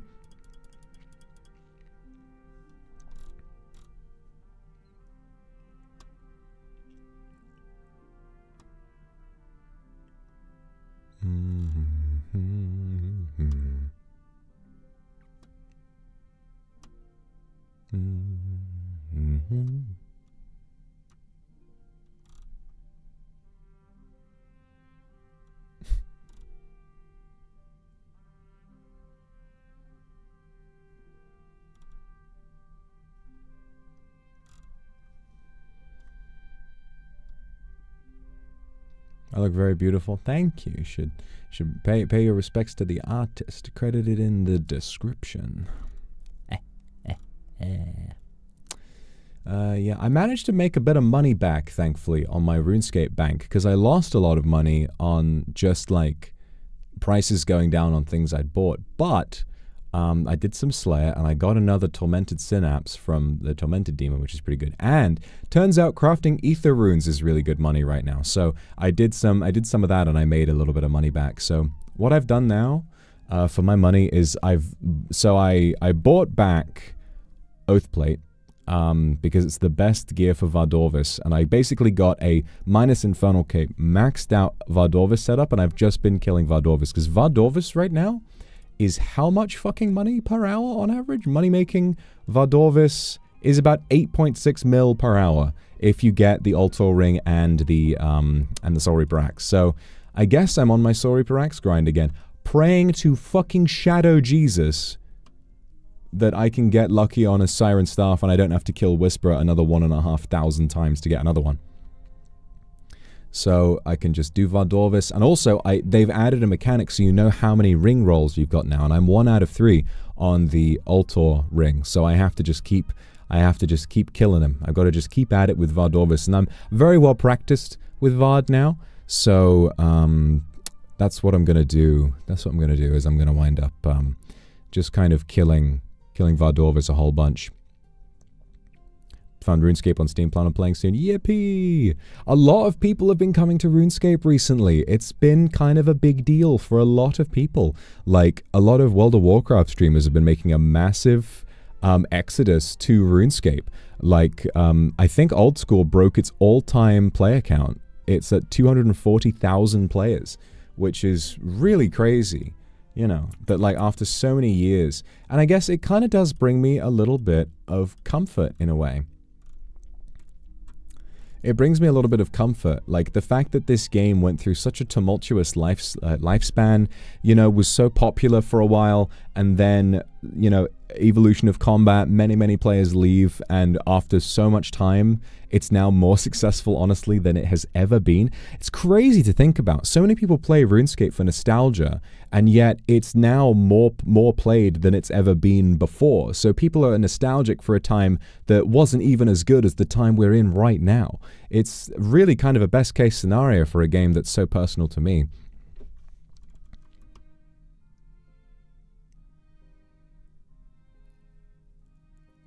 Oh.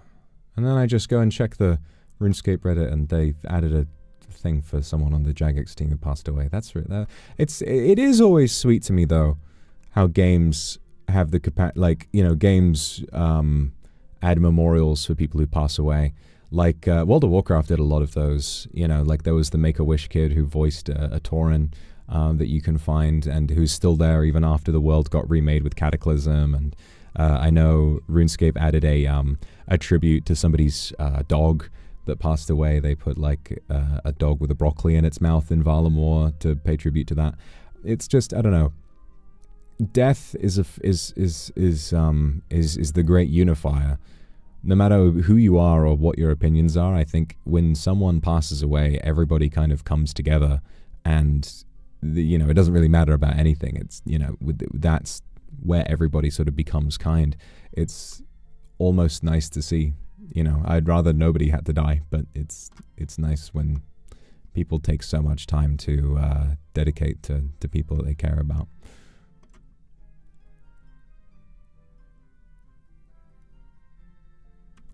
Do I look like I know what a lunch by the Lancaliums is?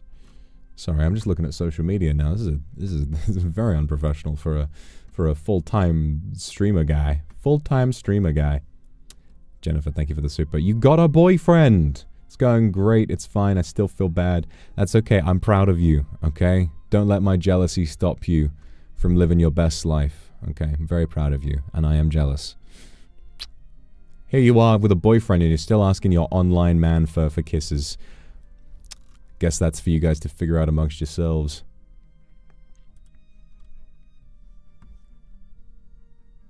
Frozen on screen. Oh, look at that. I didn't even realize. Let me try and fix that. Chat. Refresh. Way, there you go.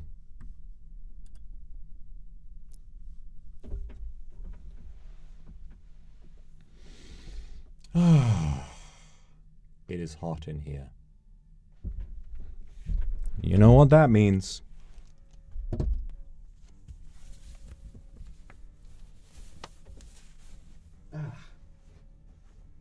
Wow, that's better.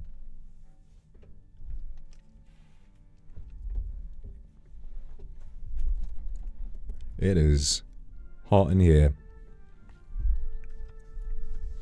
It's always hot in here when I'm in here. My body heat. I'm like a miniature sun.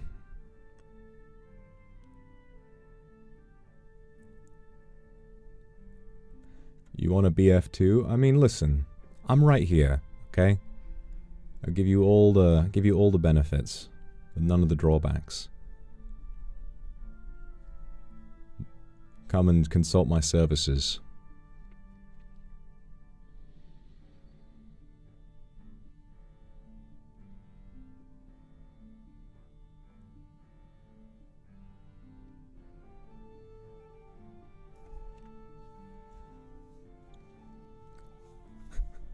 Let me blow you. Oh no, don't blow on me, please. I'm very light. I'm gonna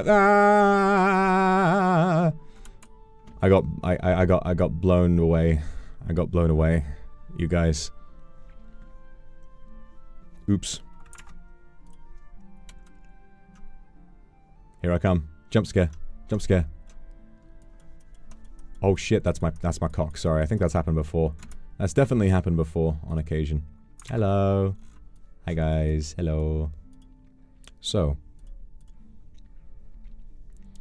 I'm very speedy. I'm like the Flash.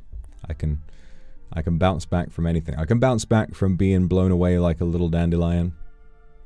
Don't spray me with water. Actually, being sprayed with water does sound kind of nice. I thought you were spraying me with water like I'm a little bug or something.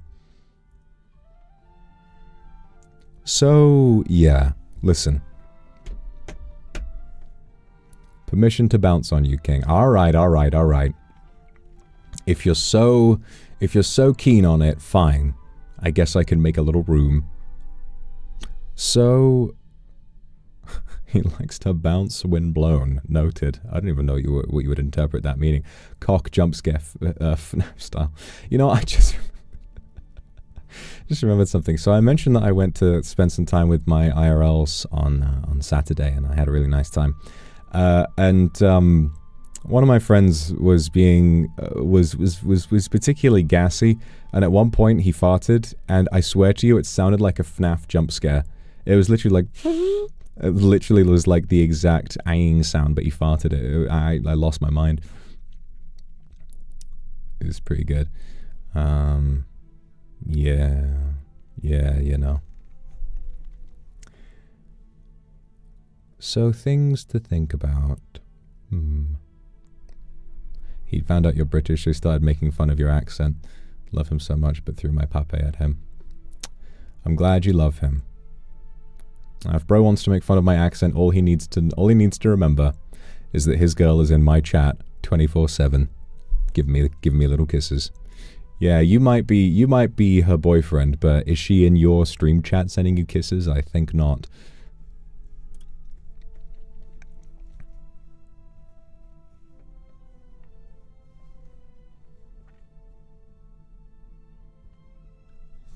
We're so close. Yeah, I'm sorry. I just felt really alone. You know, I felt really alone at the back of the room. I was like, You know, I was like, But now I'm up close. I'm like, being in the corner had me like, but now being up here, now I'm like, kiss your face. Okay. If you insist. Oh my god, there's so many. Oh my god, there's so many. Oh my god.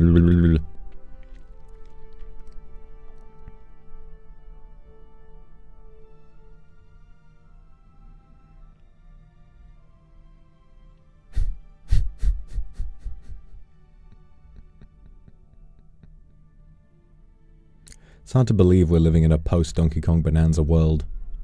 It's hard to believe we've reached that point in time where it already came out and I've already played it. Doesn't even feel real. It was only a couple of weeks ago. Already feels like so much time has passed. Wow. Just a beautiful game. I really have to 100% it. Really have to see what happens when you get all the bananas and all the fossils.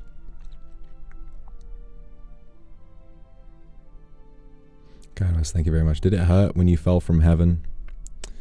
Thankfully I did not fall from heaven. You know, I'm not Lucifer, but I did crawl out from hell, and that I don't really remember. It probably did hurt a bit. There's a lot of sharp rocks and stuff. When I crawled out of the ground. So I imagine, I can't really remember it that well, but it probably did hurt me a bit. Pink, thank you so much for the super cuteness aggression. No. Ah. Cool, yeah, thank you very much for the super. Gonna sleep even though I don't want to, so see you, love you, kiss you. Kiss, kiss, kiss. Thank you so much.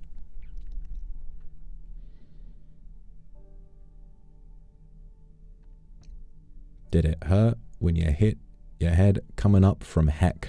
HE double hockey sticks. I was worm. I've always been worm, you guys. They call me Swiggity Swarmy.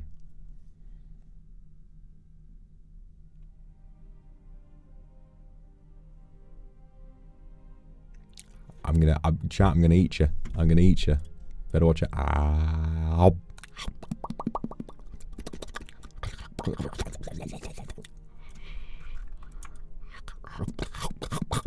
Give me some more of that.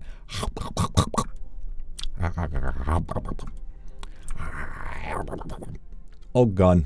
All gone.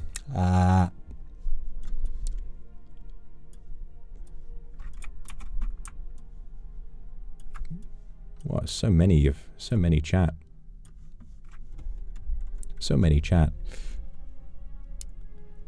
Galako, thank you so much for the super. Get good? What do you mean, get good? I'm already good. I've been good my whole life. Thank you. Arigato. Thank you so much. Arigato. Arigato. Arigato. Goes my ass. Yeah, there are so many kindred to eat. I'm having a banquet. Oh, I'm so full. Jennifer, thank you for the super. Sal's birthday. Happy birthday, Sal. Happy birthday, Sal. Hoping you have a great birthday, Sal. Remember, I once was a shift that took to... I don't know. Hope you're having a great birthday, Sal. Kendra, take me to dinner first? No. You are... How can I take you to dinner when you are dinner? I guess that would mean taking you to dinner.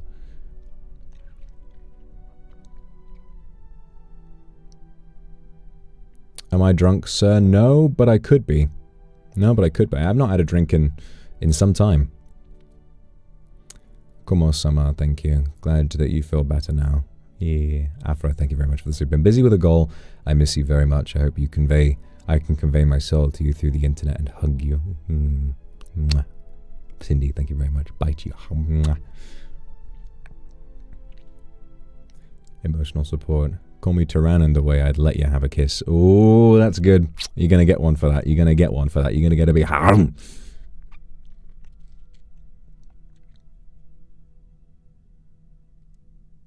Tosakanai. I watched an animated movie the day before yesterday, and there was a gorilla in it that was really cute. Was it me? Was I the cute gorilla? Patricia, thank you so much for the soup. For watching on a big screen. You're so huge right now. Thank you for this sweet treat, giant British man. Oh, oh, oh. I am a giant British man. Hello down there, little kindred. I am the big British man. Oh, oh, oh, look out. Here I come. Riding in my car right after a beer. Hey, that bum is shaped like a deer. DUI, how about you die? I'll go 100 miles an hour. Little do you know, I'm filled up on gas. I don't know what he says next. Pulverize this fuck with my Bergen truck. It seems you're out of luck.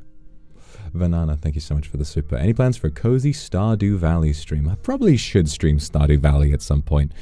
Everybody loves Stardew Valley. I probably should. Probably should at one of these times. Noah, thank you so much for the Akusupa. Feel truly happy that my lord is loved by so many people. Yeah, me too. I believe that you're a truly lovable person, and I respect you for being so kind and talented. Thank you always. I love you from the bottom of my heart. Yippee! I'm so glad you feel that way. I'm so glad you feel that way. Stardew one day. People want Stardew Valley. I've also never played Animal Crossing, which is kind of a crazy thing to admit. Never once touched Animal Crossing in my life. If you'd eat me, at least it means I'm inside you for once. Yeah, you better savor it, because it's the only way that's ever happening.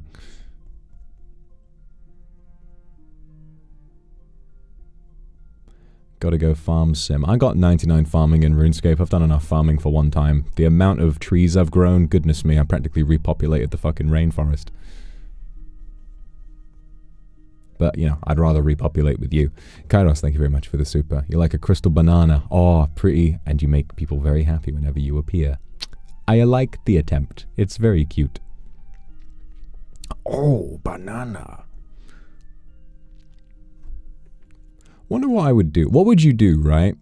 If you have a penis, this applies to you. And if you don't have a penis, try to imagine, right? Try to imagine. What would you do? What would you do, you know, if one day you were getting down with somebody, you know, you're about to lay pipe, you're about to do the deed, and you're about to pull your cock out, right? So in this scenario, you have a penis. So in real life, if you don't have a penis, for this scenario, imagine you have a penis. And if you do have a penis, great. Okay, imagine you pull it out, and then the person you're about to do it with says, "Oh, banana." What would you do? Would that turn you off, or would that turn you on? Or would you just be kind of neutral on it?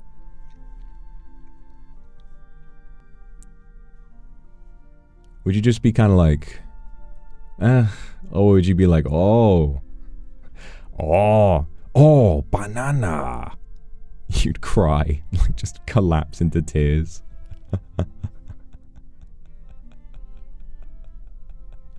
I would be like, lamau. I'd be like, lamau, lamau, lamau.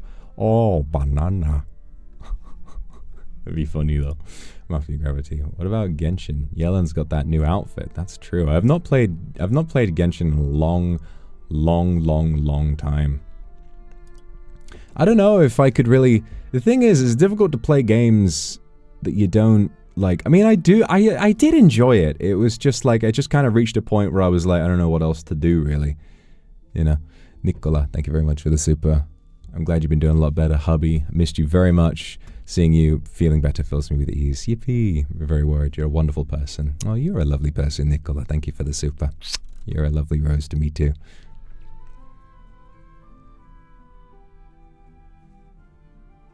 I've missed so much Genshin plot. I'm going to be honest.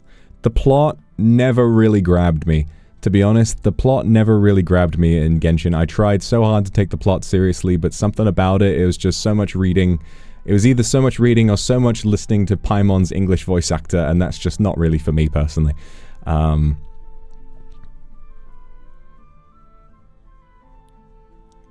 know, we got to, everyone was like, oh, it gets good when you get to Liyue, and I was in Liyue, and I was like,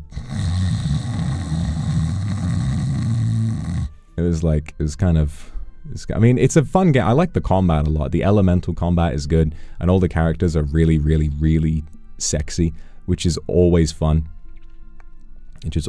So, I don't know. I'd have to switch to, like, CN or JP voice if I wanted to play it again. But then again, I really do love some of the voice acting. Like Ito is always, I remember he had a great voice. There's a great clip, I think that Shanzi edited, of me reacting to, like, that bit from... It's like, I think it's after you fight... What's his name? Child? That everyone loved. You fight, and then there's the giant water monster, and Paimon's like, hey everybody, there's a giant water monster, and I was like, there's a fucking... The transition between the emotion in the voice acting versus the enormous monster was quite jarring to me. Switch to CN. Maybe I should play Genshin in Chinese if I wanted to get back to it. I mean, it might be fun. I don't know. They're always coming out with new characters. I just have to find all the sexy characters, and then maybe that'll give me motivation to play. Sunny, thank you. Can we hold hands under the screen and kiss on the screen? Maybe. Playlist, thank you. Is there a chance we can also do games that viewers can participate in? That also sounds fun. Courtney, thank you. Glad to see you today. I rewatched Minotaur last night. Love to hear you singing. Also want to recommend people to exercise while listening to He Who Awaits Eternity. The rhythms and the beats are so good. Yeah, that actually makes sense. Yellen got a new outfit. I heard. I've seen. Yellen is a character that I'm so attracted to that I got in trouble with the Genshin community for saying that she made me want to, quote, morb all over my subway footlong. Which I do not regret one bit. I do not regret making that statement at all.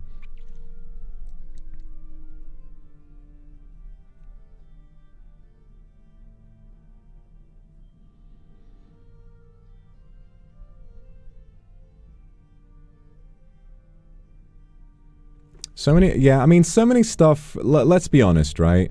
A lot of things trigger Genshin fans because a lot of nice and normal people play the game, but I also think that a lot of these games are played by, let's be honest, children.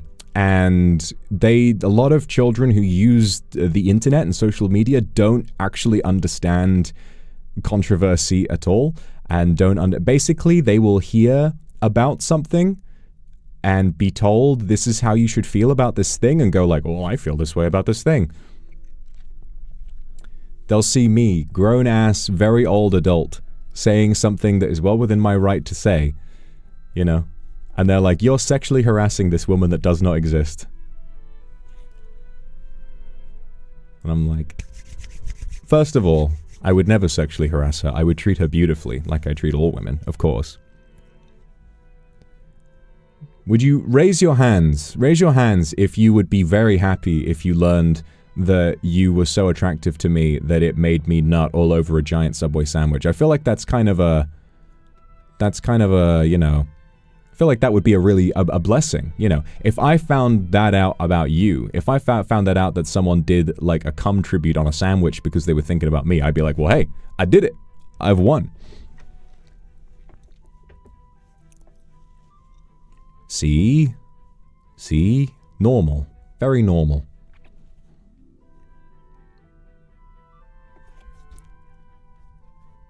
Very normal. Everyone... Well, I don't know if specifically... I only tweeted that because I was eating Subway at the time. I don't think, like... And I didn't... Let's clarify. I didn't actually cum on my sandwich. Let's clarify that. You know, it was what we in the business call hyperbole. Okay, it was hyperbole. I didn't actually cum on my sandwich, and I would not recommend it because, you know, unless you're in a kind of BDSM relationship where, like, eating a sandwich that your partner has nutted on is, like, sexually arousing to you. I mean, it's not it's going to kill you. It's just, you're probably not overly hygienic, I'd say. I don't really know. I've never done it, so I wouldn't know. It's kind of like that bit from Call Me By Your Name with the peach.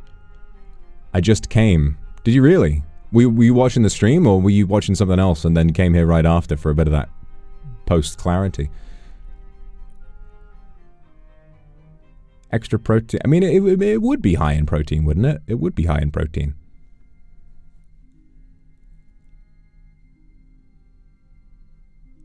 It wastes that amazing sandwich. That's true. I really like Subway. Subway is yummy. Subway is nice. I don't have Subway enough. I should get Subway more often. It's yummy, and it's more healthy than some alternatives, because it's just, you know, people be like, I don't like Subway. My brother in Christ. Yeah. Sus. Do you understand what I'm saying, or do you understand what I'm saying? If you don't understand what I'm saying, you have to give me a kiss, unfortunately. Ah, gotcha. I helped you do a slingshot res with Mercy. How have I done that? How'd I do that? That can't be me. It's not me. It's not what I do. I've never played Mercy in my life. I remember the group of guys I hung out with, I used to play Overwatch with them all the time. And, this one mate of mine, he used to play, he was an Ana main, and he loved playing Ana. But when at one point the meta was to play Mercy, I think it might have been during GOATs, during Goats meta, we kept forcing him onto Mercy, and he fucking hated it. No, it was Moth meta. It was a long time ago. It was during Moth meta. This is like maybe 2017, 18. God, long time ago. We kept forcing him onto Mercy, and he fucking hated it. It was like, I don't want to play this fucking character. But we needed it. We needed it because we were sweaty at the game. We took it seriously. I'm playing Overwatch. I've been playing Overwatch since the day it came out. I've been playing Overwatch for a long time. I was an OG day one Overwatch gamer. Didn't get invited to the beta, but I played it on day one. Played as Genji on Numbani. I played as Genji on Numbani. I remember the day so well. I remember calling one of my buddies, playing as Genji on Numbani, and then my friends and I went for a camp out, and it was a really, really fun night. It was a really fun night.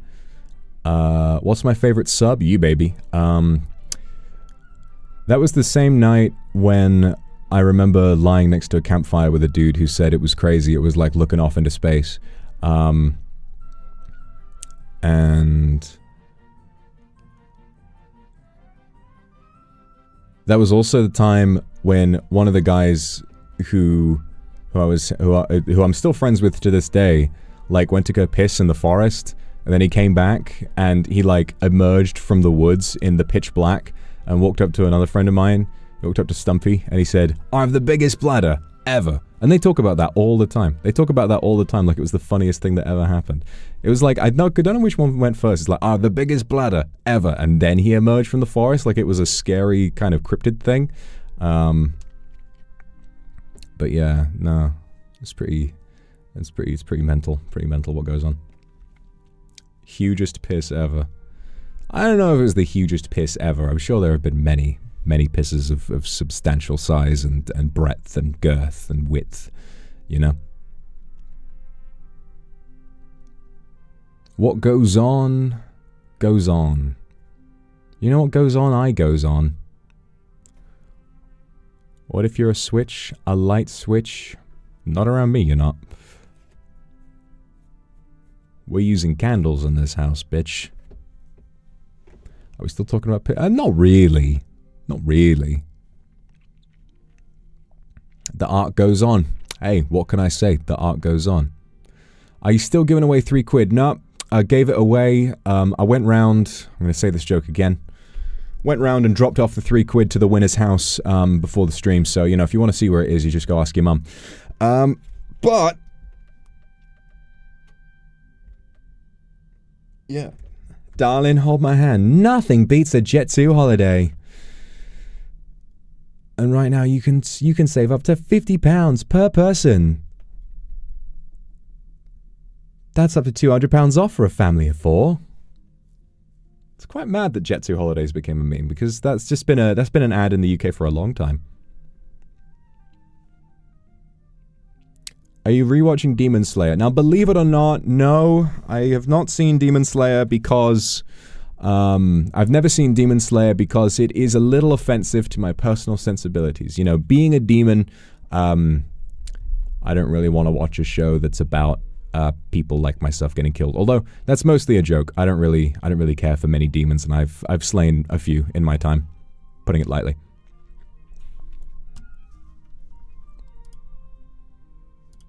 Thank you, Nicola, for the gifted. Thank you so much. Wahoo! That's Vor of my comfort character.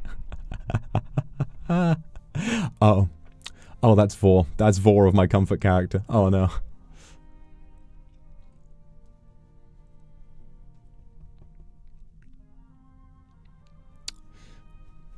But even demons call you Slayer. Well, mum's the word on that, eh? Cooper, thank you so much. Not to be the Jet to Holiday, it's just the new animal crackers in my soup. I don't know what the fuck that is. I've never heard of animal crackers in my soup before. I don't know what the fuck that is or what you're talking about. Wolflad, thank you for the gifted. How would you describe the life of a VTuber? Is it something you would recommend? And if so, to what type of person? Well, I'll tell you what it is. It is, physically speaking, very easy. You know, some streamers like to say that being a streamer is harder than having a 9-to-5. It is not. I've had 9-to-5s before, and they were all far more stressful than this. But I will say that the psychic damage of having a significant audience is not to be underestimated. What Robbie Williams says is that you will, is that your age freezes the moment you get famous. Because the fame in itself is inherently traumatic, because you will never view yourself in the same way ever again. And the moment that you are a public figure, the way that you view yourself and your relationships will forever change.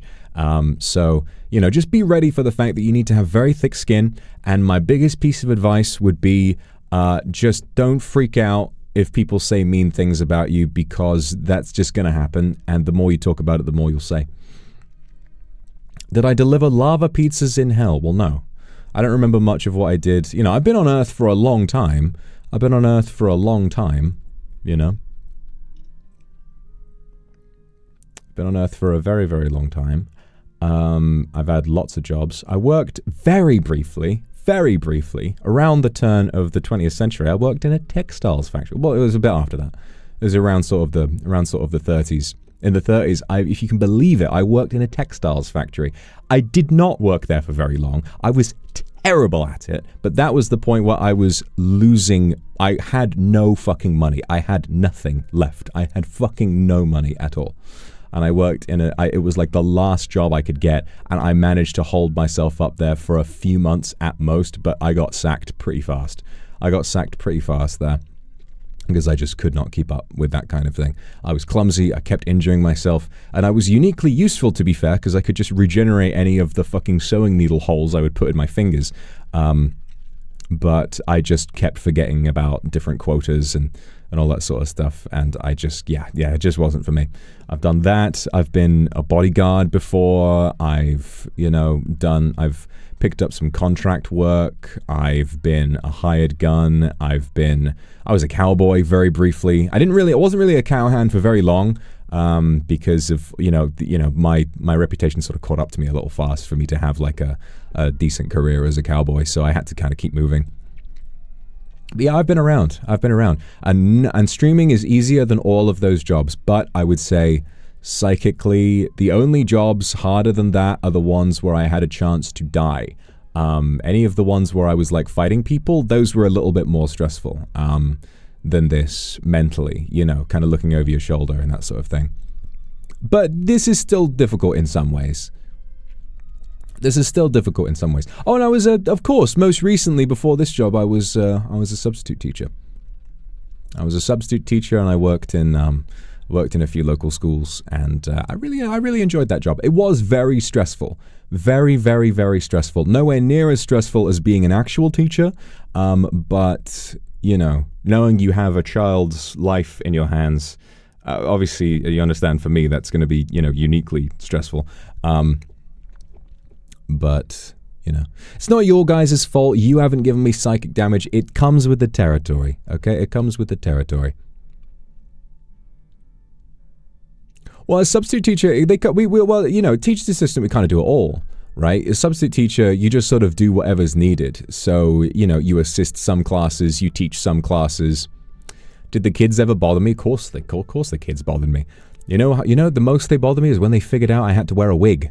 The moment they figured out that I was wearing a wig, they kept reaching for my fucking wig, and they kept trying to take it off. But I have been so mindful of my disguise over the years that I was always ready. I was like, ugh, The worst thing that ever happened was when I was helping out with a PE, that's phys ed, physical education lesson, and all the kids made fun of me, and all of that kind of stuff, because I've never been terribly into my football or anything like that. But obviously you got to get changed, changing your tracksuit,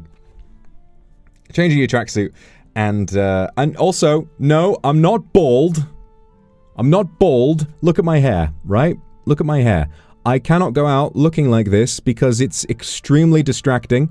This hair doesn't normally flick up like this, okay? I have special hair, and I have a secret identity, and I wear a brown wig, okay, to live as my secret identity, so I don't have to worry about people figuring me out, okay?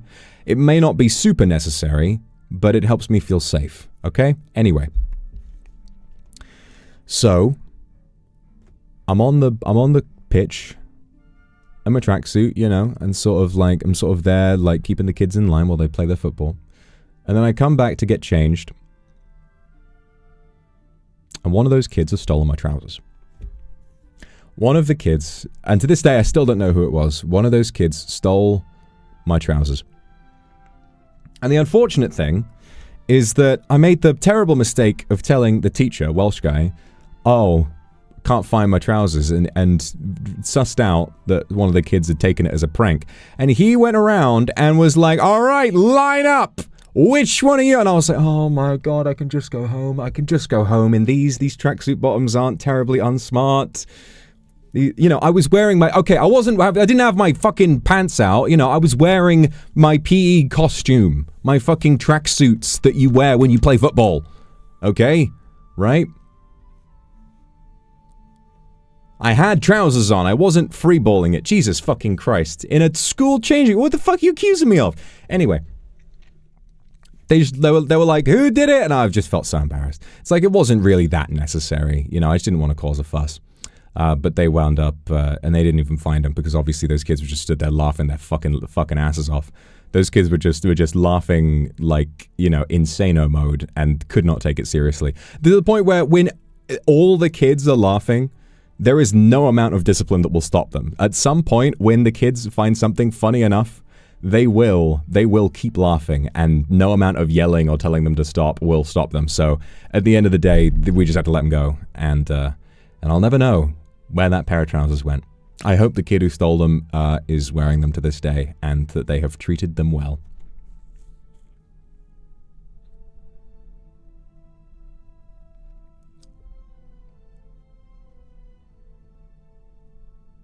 It's a British thing. Oh yes, oh yes.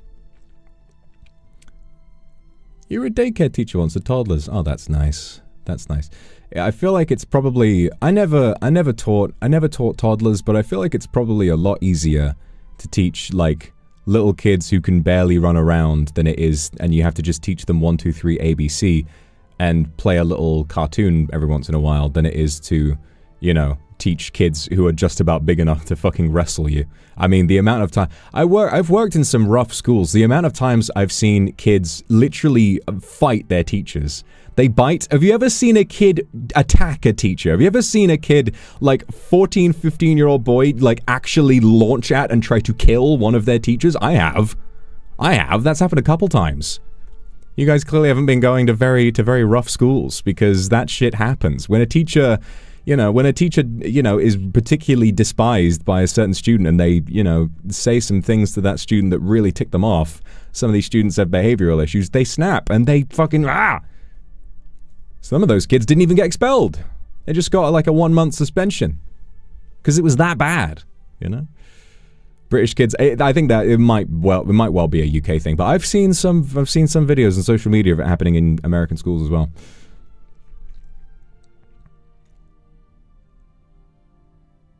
Stapled a teacher's hand to a piece of paper once. That sounds horrible. Depends on the area. And remember, it's not those kids' fault. It is the environment in which they are raised, and there is a lot that we can do to nurture the lives of those kids and to help them. Unfortunately, the issue comes when a teacher will, you know, follow the rule book a little too closely and will just be handing out detentions for any old fucking reason without really thinking about it. That's the kind of thing that gets them this really, you know, negative reputation with all the kids, and then they wind up sort of targeting them and making fun of them, and then once you lose control of the class, you can't really teach them anything, you know? The thing about teaching is that the kids need to respect you. They must respect you. If the kids don't genuinely like you, they're not going to learn much from you because they just won't listen. All they're going to do is the bare minimum to pass their exams, and a lot of kids won't even do that. They just won't give a fuck. You know, there was this one guy who was a science teacher, and all the kids loved this guy. He wasn't even particularly like... He was a cool teacher, gave them cool, fun things to do, and he was soft-spoken, mild-mannered, and you would think that they would run circles around this guy, but he was just kind. He was just a nice guy. He spoke very straightforward with people, and he made sure that his lessons were fun. And that's kind of all he needed to do, and he never yelled. It was always like, you know, some teachers will start their lesson with I remember that. I remember the fucking lady who taught business studies. She was a lovely lady, but she had a very shrill voice. Right, class, clap.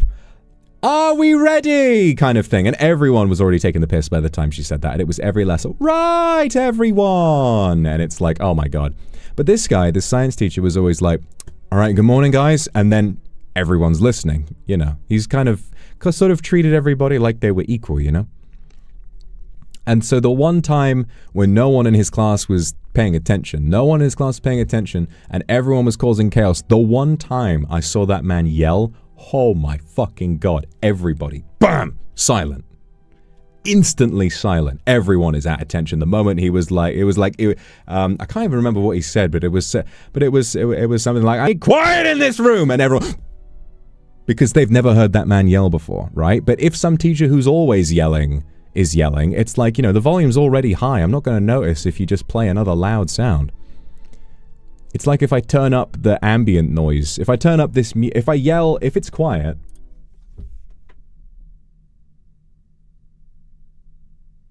and then I go like, ah! That's kind of a lot more disturbing than if the music's going and it's decently loud and I go, ah! You know? I mean, obviously you all know that. It's a very simple concept. I don't know why I felt the need to do that little analogy. See, I'm back in my teacher mode now. I'm doing my little modes that I like to do. Back in my teaching mode.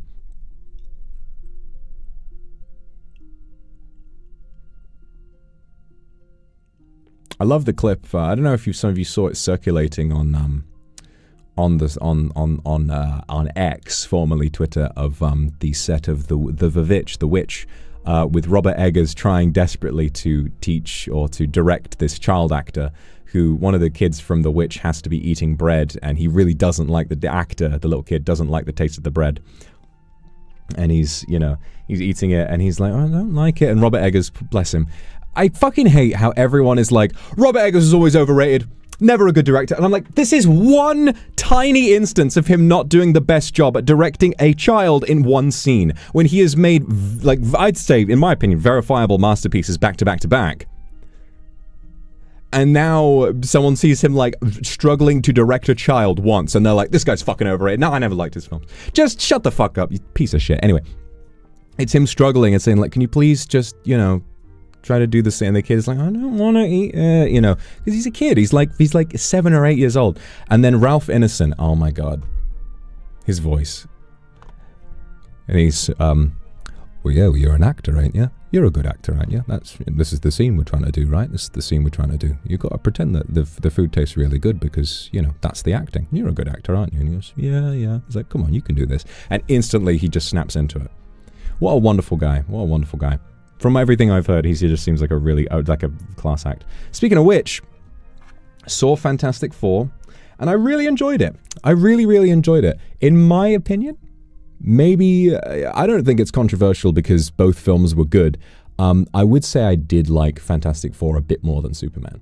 And I think that what I enjoyed so much about Fantastic Four was that it did, to me, genuinely feel like there was some pretty big stakes. Like, I actually felt a decent threat from the different sort of altercations and action sequences in there. I really felt like I was quite on the edge of my seat. All the stuff with Galactus, the fact that it was set in an alternate version of Earth, I was fully prepared for, like, well, these guys are gonna lose.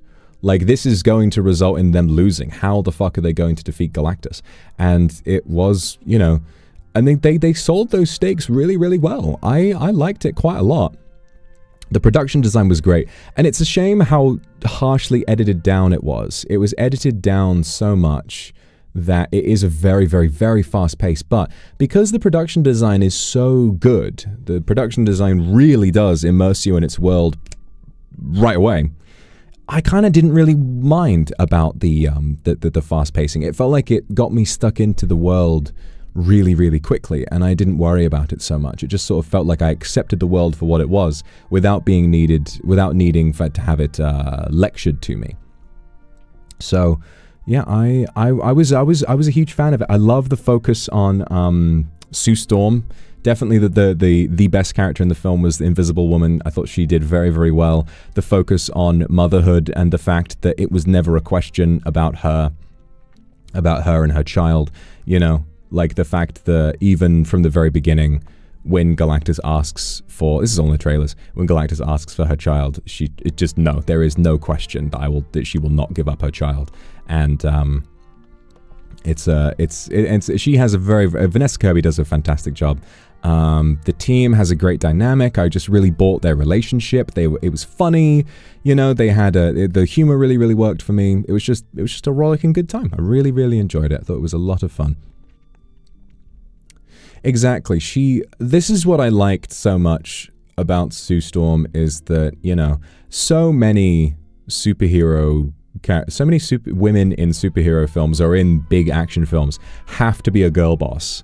So many of them have to be this humdrum, like, strong woman type. And the thing about Sue Storm is that she is a very strong woman, but but it's not as though she's like, I don't have to be a girl. It doesn't associate feminine traits with weakness. She is incredibly feminine. You know, she loves to wear dresses and she loves to be a wife and to be a mum. And she's also a fierce politician and, you know, a tremendous asset to the team, because women can do all of that. You don't need to choose to be a girl boss, and being a girl boss doesn't mean you don't get to be a mother, you know. Being a feminist doesn't mean, oh, I have to reject everything traditionally feminine. If you as a woman enjoy the traditional aspects of femininity, if you enjoy that gender role, that is your choice to make. That's what feminism is about. You know, obviously the most obvious shit, we all know this, but some people seem to forget. You know, that's sort of the, you know, the basis of it is that it's about choice. And I just really enjoyed how proud she was to be a mother and how fiercely she fought for her child. And, you know, really the relationship between her and partly Johnny and the Silver Surfer was really, really interesting to see, you know, because the Silver Surfer, slight spoilers, you know, Shalabal also went through the same altercation with Galactus and sort of had a child of her own. And so you have, you know, and now sort of exposed to this influence, we see someone who was a lot like Sue Storm that's kind of fallen down a different path but still has a lot of humanity left in her. It was a really, really fascinating little dynamic there. So I liked it a lot.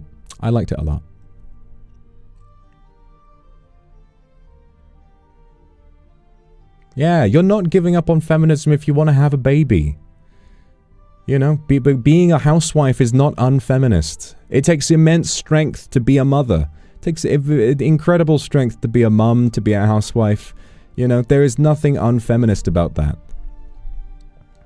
It's very childish, I think, to say that someone's like letting down the sisterhood if they don't want to be a career woman. Like, this is what it's all about. People have fought and died for your right to choose. And that's the most important thing. If you want to be a career woman, fuck yeah, be a career woman. If you want to be a housewife and a mother, you be a housewife and a mother. That's the important part. That's the core of it. Because it seems, you know, denying women the ability to choose and also, you know, dismissing their own, you know, their traditionally feminine traits as inherently weak or wrong, that doesn't seem very feminist to me at all. But again, I've probably talked about this a whole lot. What if I choose to be your housewife? Now we're talking. Kendra, thank you very much for the super. Superhero movies are okay with feminism, though. I love the sorceress in The Witcher. Depict them as a powerful woman yet dainty. Yennefer has gone through a lot to where she gets to. Yeah, no, I mean, representation in these days is a lot better than it has been. There's definitely a lot more sort of going on there. So I'm thankful for that. It's always nice to learn about other perspectives that I don't necessarily understand from my own lived experience. I always enjoy learning about that, you know. It's like when I watched Sinners, like, there was a lot about it that didn't necessarily appeal to me personally, but I really enjoyed it because I was like, well, I can understand this is a great film. It's just not made for me. It was made for a completely different audience, and seeing online just how much people love that film, I'm like, you know, I don't need to be critical with this. I'm just going to enjoy it and live vicariously through the group that it was made for. And that's enough for me. I really enjoyed that part of it. I thought it was very, very well made. Sometimes you just aren't the target audience, and that's okay. it's like I'm really sort of ticked off by a lot of blanket rhetoric, like, you know, the whole I hate men kind of thing. But I will say something men do need to learn is that sometimes things are made for women. I've talked about this a lot before, but it does bother me a lot when, what is it? There was like something came out recently where it was like some film or some character was coming out, and it was like an all-female cast or something like that. It was like, I don't know. Oh no, of course. Wait, I'm struggling to remember what it was. There was some game or some like film or something that was like, that had an all-female cast, or it was like made specifically for women, and there were a load of guys in the reply. To be fair, shouldn't take Twitter blue reply gentlemen to a gentleman putting it, you know, being very generous. Shouldn't take them to be any sort of representation of what most people are like. But it was that they were like, I miss when things could appeal to everybody, and I'm like, what do you mean everybody? Do you mean you miss when more things appealed to you? Do you miss when more things appealed to you? Or, you know, why do you not have this perspective where if something doesn't appeal to you personally, you just view it as specifically bad, you know, rather than, well, nah, it's just not for me. Like, oh, these dumb chick flicks. It's like, well, first of all, I like a chick flick. Second of all, it's, you know, sometimes these things just aren't for you. You know, there are some chick flicks that I don't like. But, you know, no. If you're a man and you don't really dig on chick flicks, I'm gonna tell you right now, you need to watch Legally Blonde, okay? You need to watch Legally Blonde because it is so good. It is so funny. It's so funny. And it's all about the bend and snap. It's all about the bend and snap, and it's so great. That's a great female character because she's so like, it's just amazing to me, and how beautifully feminist it is to have a main character who is simultaneously a ditz but also a genius. Like, thank God, it is possible to be both. You can be like a super girly girl who's covered in pink and just like, ugh, I'm just a girl, but is also a perfectly capable, you know, lawyer. That's a really, really wonderful thing. So much, I don't know. It just really touched me. It was so wonderful. And then, what's another one that I really like? There's that. And I swear there's another one that I've seen in the past few months. We should do a watch along, yeah, that'd be funny. I've been wanting to watch, one film I've been really wanting to do a watch along for is Billy Elliot, because it's set around the time, a very important period in recent British history is the miners' strike in the 80s when Margaret Thatcher was planning on closing down the coal mines and pushing all of the, you know, the miners in the UK out of a job because it was cheaper at that time to import coal from foreign soil than it was to mine coal in our own, you know, on British land. But of course, by closing those coal mines to save money, many people would be out of a job. And so, you know, it was a period of immense poverty. It was a period of immense strife, and Billy Elliot, I've not seen it, but supposedly set during that time. You know, it's a boy growing up around the time that was happening, and I was in the, you know, I was living here when that was happening, and it was a really, really difficult time, and a lot of people that I knew lost their jobs. It was a really difficult thing, so I'd like to see that and kind of, you know, relive that a little bit. Not relive it, but, you know, remember what it was like. Very Lively, thank you for the super. Legally Blonde pushed me so much when I was studying computer science. Yeah, no, I'm really sweet that it's really, really sweet that it inspires you like that. I was trying to think of another chick flick, but I don't even know if it's not even really a chick flick. I don't think it is at all. The one that came, it kind of is. It kind of is. White Chicks is really funny. Okay? I don't understand. I mean, I do get it. I do get why that film has, like, dog-awful critic reviews, like a 9% on Rotten Tomatoes. White Chicks is fucking funny, okay? I love that film. I think it's so, so funny. White Chicks, something about that film, like, it's so, I don't know. Like, if you suspend your disbelief when you go into it, it's absurd. It's so absurd. But watching these guys, like, you know, become like one of the girls is fucking hilarious. It's hilarious.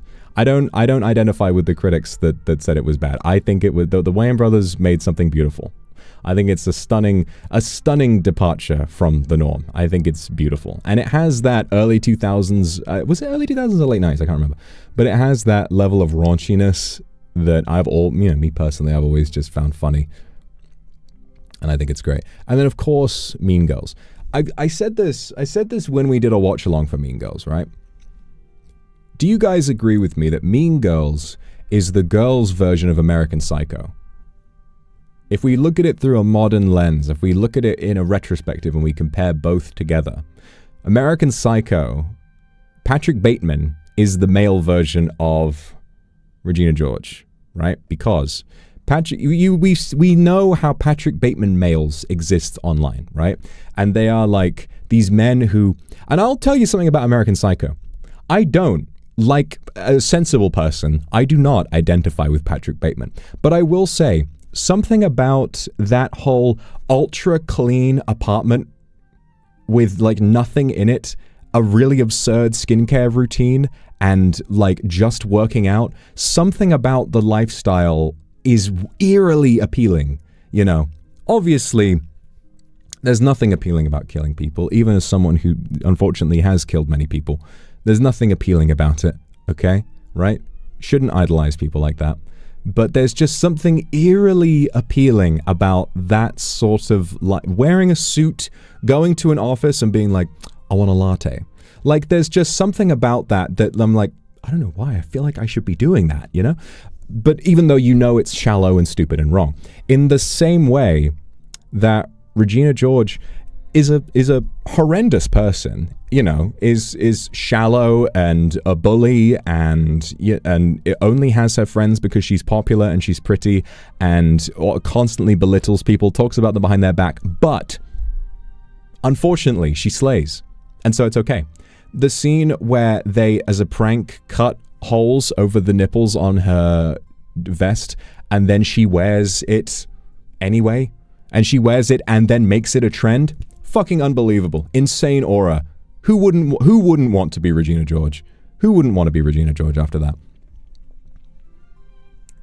I can't help but view those characters in a very similar light. Obviously, Regina George is nowhere near. The thing is, though, I don't think she's anywhere near as bad as Patrick Bateman. But then, of course, there's the thing about American Psycho where we don't know how much of that film was actually literal. We don't know how much of it was real. But that's obviously not the point. Again, when you watch a film like that, it's not about, oh, which scenes were real? Which was it all a dream? It's not about that. Non-literal storytelling is really fun, you know.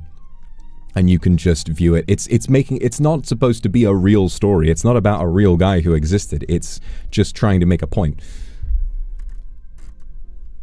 Tokito, thank you so much for the super. I want to see the movie Weapons. I really want to see the film Weapons as well. I want to see Weapons a lot. It looks really scary. It looks very creepy. The way the kids like run around with their arms spread out, it's like, ugh. Something about that just really freaks me out. I don't know. Body Princess. Is K-pop Demon Hunters a chick flick? Yes, I think so. It's not a traditional chick flick, like not in the way. I mean, I guess it kind of is. You know, you have like the troop of main girls. You have like a central romance with a hot boy. I'd say it's kind of. You know, kind of. Wendy, thank you very much for the super. Mentioned Legally Blonde. I love the film and Elle so much. What an icon. Positive, bold, and confident, which gives me so much power and faith in myself. And that's what film characters should do. Same way Turning Red was. I want to watch Turning Red. Again, because, you know, social media knows I'm a man, will show me, like, you know, the Twitter accounts run by men. I've only ever seen slander about Turning Red, but every time I actually watch a clip of it, I'm like, this film looks fucking hilarious. This film looks really, really good. It looks really funny. And then they're just like, all these accounts that are like, ugh, look at what happened to Disney. These guys used to make Lion Kings, and now they're making Turning Reds. And I'm like, what point are you making here? What point are you making here? It's really bizarre. It's really bizarre. I can't stand how much like subtle, insidious misogyny is just kind of like pushed into memes these days. You know, you'll just see it as like a little. It's like It's like if you were eating a perfectly good meal, but then they just came and like sprinkled a load of misogyny salt all over it, and you're like, well, I'd really like that it's there, but I'm still hungry. I'm gonna eat it, and then suddenly it starts like dissolving in your body, and you're like, those women do have hobbies. I should actually be paid to come up with analogies. I'm kind of a genius. Cooper, thank you very much for the super. Is it weird I wish Austin Powers came back? Yeah, if Austin Powers, he'd be a queer ally, he definitely would. No, I think he'd be like he's one of those guys who's a womanizer, but he'd also be a menonizer as well, I think. I think now that Naked Gun has come back, which I really want to see as well, now that Naked Gun's come back with Liam Neeson, I fully think that they could do an Austin Powers revival. It's only a matter of time. That's the way of the world now. It's all about reviving old franchises. Naked Gun, superheroes bringing back stuff from the 60s, fucking How to Train Your Dragon live action remake. It's all about, hey, remember this, remember that? I think they'll do Austin Powers eventually. You know, bring back Mike Myers, and they'll do that. Speaking of Naked Gun, have you guys seen Liam Neeson and Pamela Anderson? So cute to see these two older people, like, who've both been through so much, finding love. Isn't that so sweet? Like Liam Neeson, you know, poor Liam Neeson, whose wife passed away some 15 years ago, never dating again, not, you know, finding anything, and then finally finding, you know, happiness with Pamela Anderson. And God forbid what Pamela Anderson must have been through as, you know, a complete sex icon, a sex symbol who, you know, got old and, you know, had to face falling out of... I've not seen The Last Showgirl, but I really, really want to. I really, really want to. You know, a lot of rough marriages and all of that. Seeing them find each other is just very sweet. I like Liam Neeson a lot. He seems like a very down-to-earth guy who just, you know... I mean, it's because he was raised like that. Like, that is a guy... That's a guy who came from pretty much nothing. You know, he was raised in the Troubles in Ireland, which is a really, really difficult place to grow up. So he's had a lot to go through and a lot to recover from.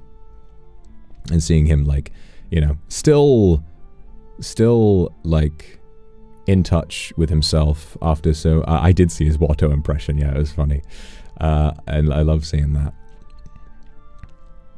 What was I gonna say? Yeah, and his voice is so... I love the clip where it was like, so did you think you were still gonna be acting after all this time? It's like, well, you know, I just see... what I do is I get on the phone and they tell me, I say, how much? Okay, I'll do it. So, but action, I mean, you know, you at your old age doing action is like, well, again, you know, oh, that much? Oh, I'll do it. It's just, I don't know, he's got such a great sense of humor. And I've not seen enough with Pamela Anderson. I need to watch more of that. I need to watch The Last Showgirl. I've heard it's really, really good. Have I seen Liam Neeson in Derry Girls? I have not. I have not watched Derry Girls. I've heard it's good. Is Derry Girls the one where it's like the one Irish girl who's in... the girl who's in Bridgerton, who plays Thingy, she's like, I think I'm a lesbian. What do you mean you're coming out? Go back in. If I was coming out, it wouldn't be for you. Look at the state of you.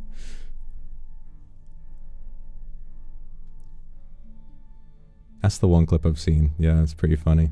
I love their accents. I love Irish accents. They're so good. Don't want you to... Well, don't come out. Go back in.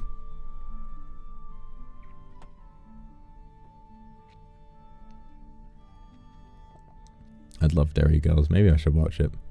Maybe I should check that shit out. Maybe I should watch that shit. I think I'm a wee lesbian.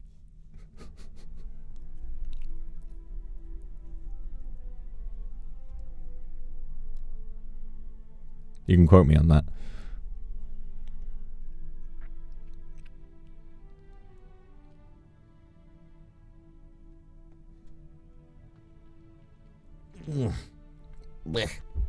We've had some lovely conversations today, haven't we? We've had some fantastic conversations, you know.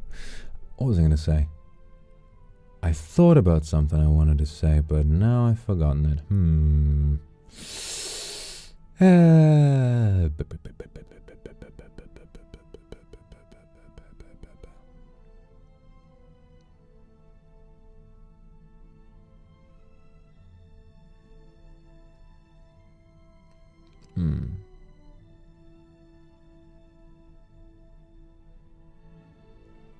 You know... Lilyjan, thank you so much for the super. Here's my recent pre-meal ritual with friends. My friends, for the sake of your friends' happiness, could you please hit that subscribe button? Everybody, if you have not already, please make sure to smash that subscribe button. Just like Influencer Smurf from the Smurfs movie with Rihanna that came out that I will not see. Rihanna, thank you.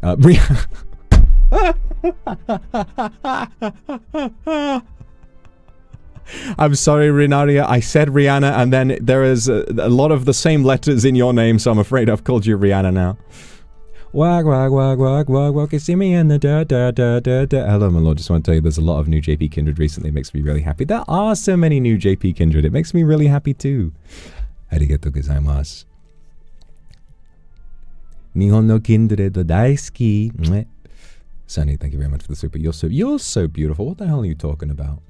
What the hell are you talking about? Wouldn't that be crazy? Wouldn't that be crazy? Just like how Pekora is Hideo Kojima's Oshi. What if I was Rihanna's Oshi? That'd be pretty funny. Misty, thank you for the super. Terrible confession to make. I like seeing you play strategy games that has a start and end goal, like chained together with people who annoy you, because it's incredibly funny and pads time so good. I'm sure it is funny. It's, yeah, I mean, I need to find some people to play Peak with. Peak looks very, very frustrating. It's just difficult to find a group of 4 these days, you know? Difficult to find a group of 4. You got Niji Nova, but, you know, you got Acrisis. You got Acrisis, but of course, you know, Peak is only 4 players. With Doppio, okay, I should assemble the fucking Avengers of people that hate me. people that I hate, people that piss me off, you know?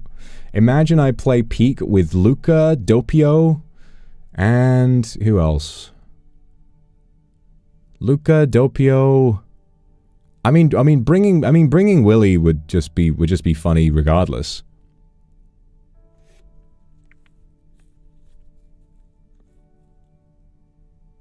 New subgroup, people who fucking hate Vox. Nobody hates me. I hate them.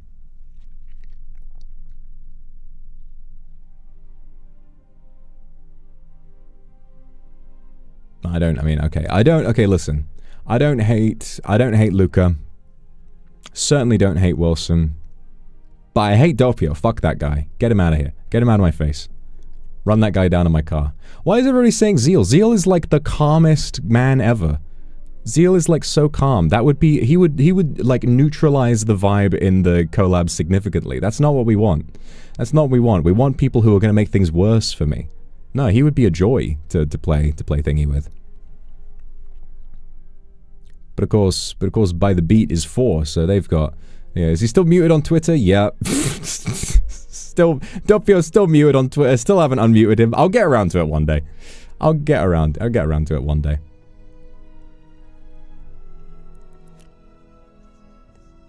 Enna, I love Enna. Enna's so much fun to play games with.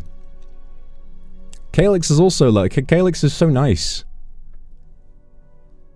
Really, it's just gotta be a one-on-one. Illyra is like, Illyra just brings a smile to my face no matter what. No matter where I am, no matter what I'm doing. Oh, Rosemi. Now, Rosemi would kill me. Rosemi would make things very difficult for me. The problem with Rosemi is that I'm so genuinely afraid of Rosemi that I would just allow it to happen. I would just allow it to happen, you know? Like, if Rosemi fucked around and was like, Mr. Milord, okay, Vox, you have to jump off now. I'd be like, okay. Yeah, I think probably Willy. I need someone else to bully. Because the thing is, I think Willy likes to come back at me if he's got strength in numbers. If he's not being bullied by anybody else, if the other people team up with him to bully me, then Willy's going to find strength in numbers and get me back for all the nastiness that I've dealt to him over the years. Connie, thank you so much for the super. You might need to change PC and tablet after the stream. Probably.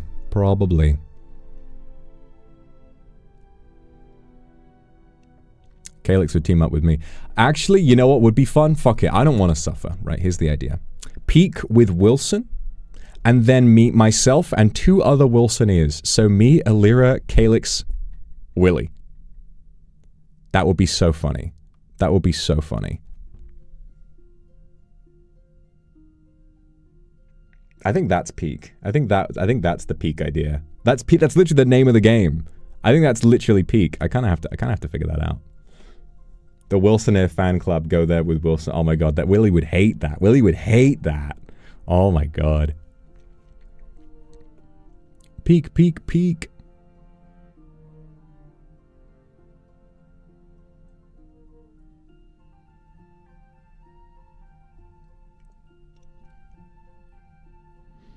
Add Millie. Oh yeah, no, that's true. That's true. I mean, Millie Willie is a different thing. Millie Willie is a different thing, right? Millie Willie is like, they're on their own shit. I think the Wilsonair fan club is a different vibe, from what I can tell.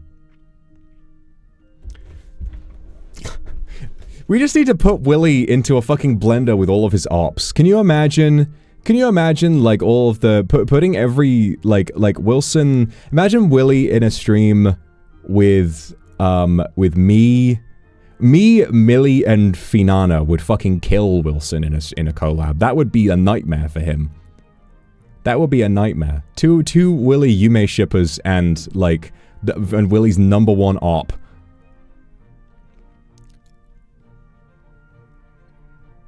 Three Fujoshi. Yeah, that would be it. 3 Fujoshis versus one Shonen fan.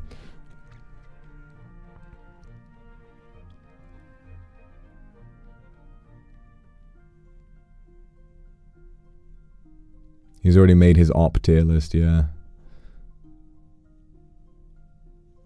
Sable is Doppio's op. I never knew that. I never knew that. I don't know of anyone who is like a bigger Doppio op than me, but maybe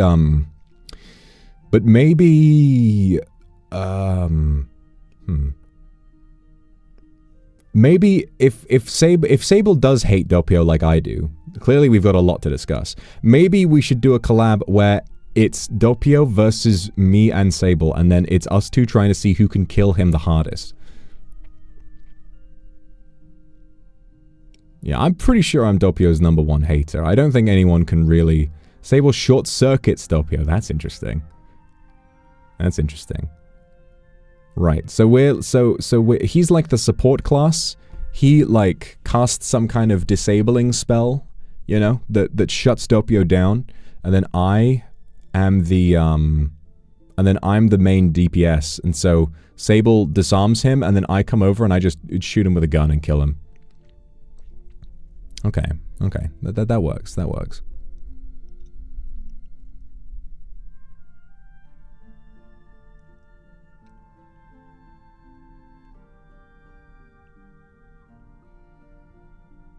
Sounds like a plan. Peak added cannibalism. Oh, I can get hungry and eat Doppio. Wow.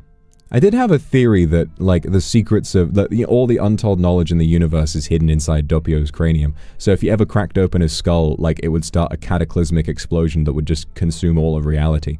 So I don't know if that's a good idea. I don't know if I want that inside of me. But yeah, there you go.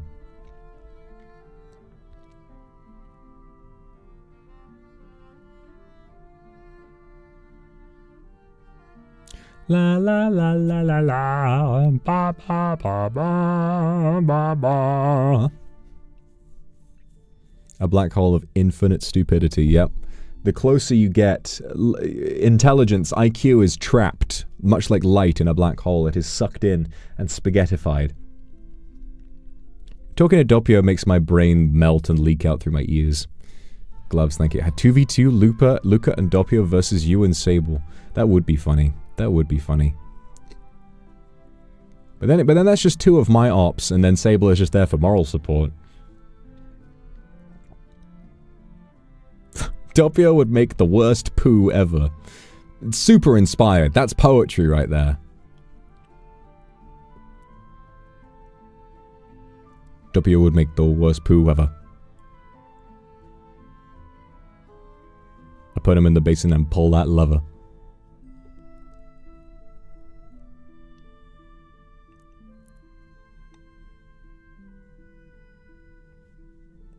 I dislike you.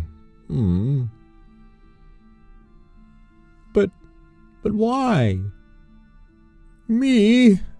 What did I do? I'm just me. What did I do?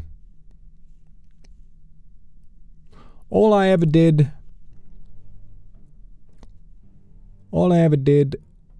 was play some Donkey Kongs, and all I ever did was play some Donkey Kongs, and I like it. Yay. Okay, I feel better now. Yay. The pure unserious beef is my lifeblood. That's good. That's good. Well, you know, I'm glad that it's unserious to you, because it's serious to me. I will destroy him. I will destroy him.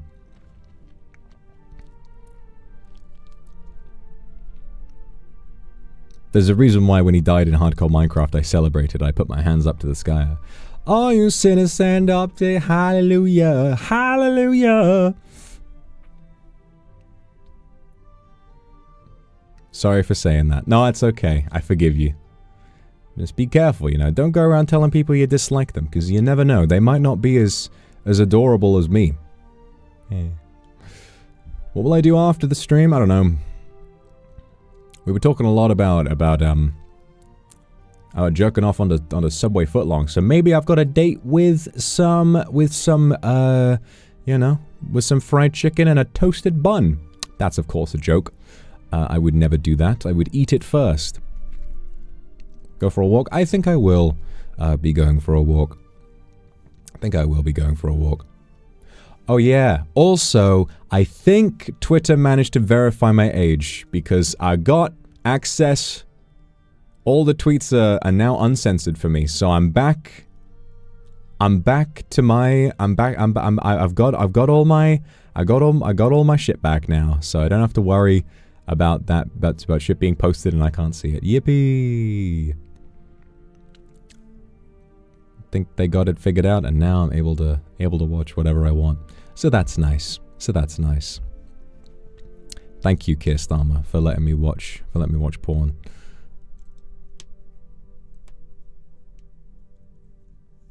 Yes, thankfully they saw all of my films, and they realized, well, this guy is clearly an ancient demon.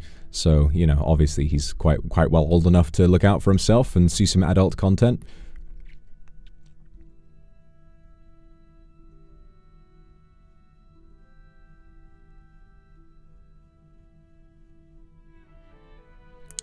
Yay. Happy for you. I'm happy for you. I'm happy that you get to watch these streams. Aren't you so lucky? Gotta fill the Akuma Sutra tag. Yeah, I'm hungry. You make me hungry.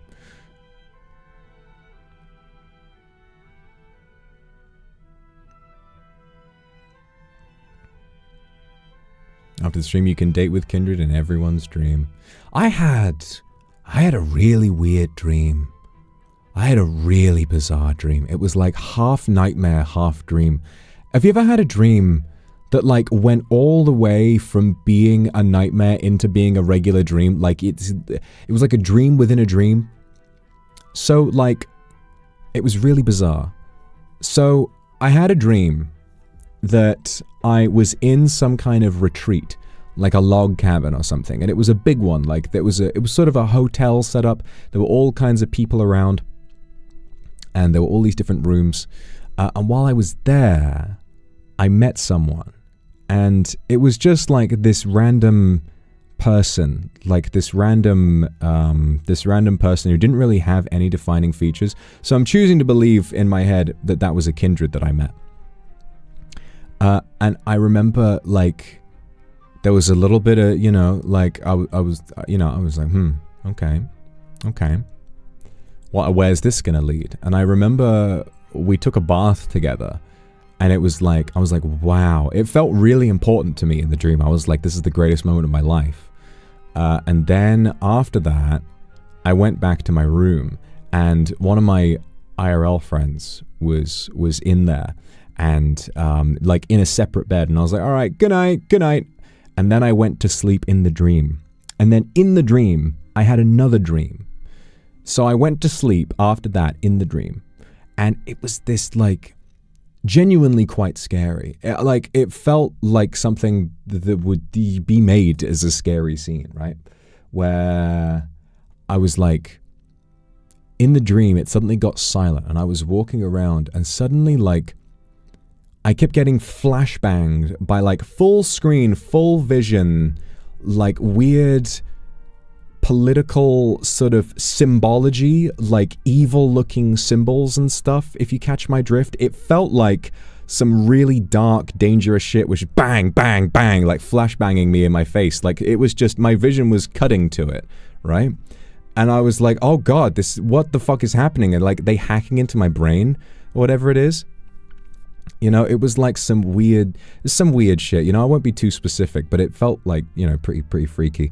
And then I was in this tiny little log cabin, like a much smaller one, in the snow, and there was a woman sat opposite, and she, a bit all smiles, like looks up at me and starts talking. But when she speaks, she makes no sound. It's just... And then I woke up back into the first layer of the dream where I was in the log cabin in the room with my friend. And I went, and I remember I got out of bed and I went up to him. I was like, bro, I had such a weird dream. I had such a weird dream. And then it was dark in the room, and he looks up, and his eyes are like, he's got no face, only these like really bright eyes, like a Mandela catalog character. But in the dream, I was like, oh, it's just because the lights are off. I was like, bro, when it's dark, you look really scary. You look really scary in the dark. And then after that, the kindred was I can't remember what happened then, but then the kindred was back, and we were hanging out in my room. So my friend is gone at this point, and it's just us hanging out in my room. And then there's this other guy there, and he's like a kind of a conventionally attractive. I think in my dream he looked like Aaron Taylor Johnson. I think he looked like Aaron Taylor Johnson, but he was like, I knew in my dream like that was the kindred's ex, right? Like that was the kindred's ex, and he was just this kind of, you know, he looked like Aaron Taylor Johnson. I don't know why. Maybe it was because I watched 28 Years Later recently. But like we were just chatting and hanging out, and then the kindred started like performing an ancient fucking incantation, like going like, and like was casting this spell on this guy, and he was like melting into the ground like and he's sunk behind the bed that he was sat on. And then he emerged as this enormous fucking sea monster, right? Like a giant sea monster. It was like all tentacles, and like boom, and leapt up and broke the roof and the whole room that we were in, and went bah, crash, and all the planks are going everywhere. And suddenly we're at sea. We are at sea, and this giant sea monster is there. By this time, Kindred is gone, right? Kindred has vanished after summoning the sea monster. The Kindred has disappeared. And I'm there alone on this huge boat. It's now like a giant freighter ship, and the sea monster is circling around. And I know I have to kill this monster, right? That's all I can do. And so I'm like, oh, okay, here I go. And then, this is the funniest part of the dream. This is the funniest fucking part of the dream. My mind shifts in the dream, and the context has changed. And I realize, oh guys, we are in the movie Paddington 2. How I came to this conclusion, I could not tell you. But basically, my vision shifts. So in the left-hand side of my vision, I'm seeing the action sequence where I'm fighting with this sea monster. And then on the right, you have the Metacritic score page of Paddington 2. And the critic reviews were coming in, and they were saying, derivative, bullshit, derivative, that I love. That basically all the score was live, going down, like collapsing over time, getting lower and lower and lower, going from green to yellow to red as the score went down, because they were like, this isn't Paddington. Why the fuck is this other guy fighting a sea monster? This isn't Paddington. And I can't remember what I said, but I came up with some punchline right as I killed the sea monster. I don't even remember how I did it. I just punched him in the nose or something like that. And I said, well, that's the thing you got to remember. That, and then I said some punchline, beat the sea monster, and then the Metascore went back up to 113, which is higher than the maximum score that you can get. And then I woke up. So, what this dream means, I don't know. I think it began as like a bit of a cabin fever thing, like feeling a bit lonely because I've been ill. And that maybe this was an actual fever dream. I don't know. But woke up, you know, in this log cabin, feeling lonely, seeing kindred. Maybe that's because I like felt a bit guilty for not streaming. And it was like, oh, this is like, oh, what a wonderful experience to get to spend time like with someone in person like this. And then like and then all of the other stuff, like maybe it's because I'm worried about like all of like the weird political imagery. Maybe I'm like worried about the internet and how it's affecting people. And then I don't even know about that. Maybe like the X being a giant sea monster was like my jealousy or something being manifested. But then the Paddington shit, I don't even know where that comes from. Maybe it's because I sometimes think about like the idea of maybe someday getting to make my own like really big movie if I ever had that opportunity, and it would be the biggest thing ever, the greatest opportunity. And then suddenly just waking up one morning and seeing that the score was really bad and it makes no money, and then I don't get to do it ever again. Like, I worry about that, I guess. It's a stupid thing to worry about because it's like many, many decades away. If it ever did happen, which this is super unlikely, but you know, artistic worries, I guess, because Paddington 2 is such a brilliant movie. Maybe I worry that if I was in charge of Paddington 2, I would ruin it or something like that.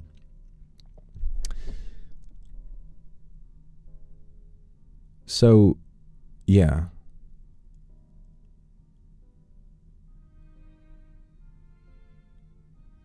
Yeah, that was a dream I had. And I had another dream the other night, but I can't remember what it was. Can't remember what it was now. It was a weird one. It was a weird one.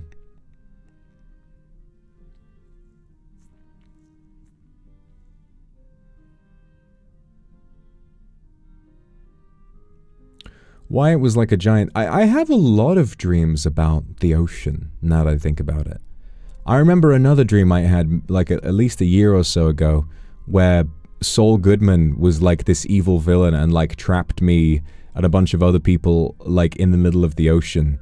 And it was very visually beautiful. Like, I was looking at all of these great big waves cascading around me and these giant sea monsters and stuff. But all I knew is in my head is that Saul Goodman was responsible.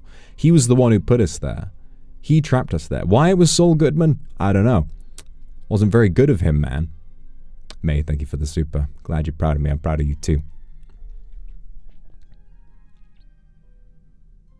I take any vitamins before bed? I don't know. I have some vitamin C in the morning. And I'm certainly not having any cheese before bed. He orchestrated it. Jimmy! That's me. That's me. I'm Jimmy. You had a dream that you were teaching me to say cucumber in Russian. What is cucumber in Russian? Let me Google that. What is cucumber in Russian?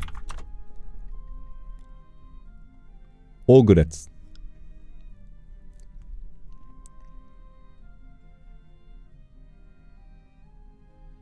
Ogorets. Здравствуйте, ogorets. Hello, pickle. Cucumber.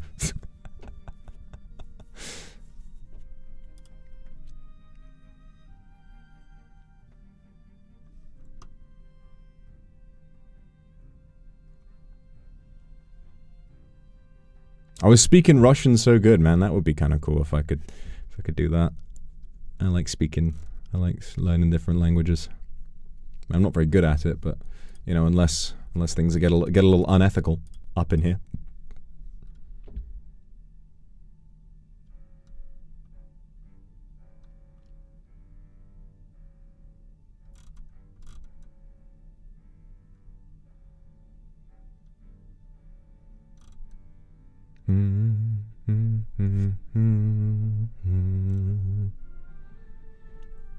Misty, thank you. We know Victor, but what would Jimmy Tours from college look like? You're looking at him. Jimmy Tours from college. Jimmy Tours is just me. Well, this is the thing. Jimmy Tours was a guy I knew in college, but everybody now calls him me. So if I'm thinking about Jimmy Tours as a me, then me, I am... It's just me, but like a little silly mode. You know? When Vox is away, Jimmy will play.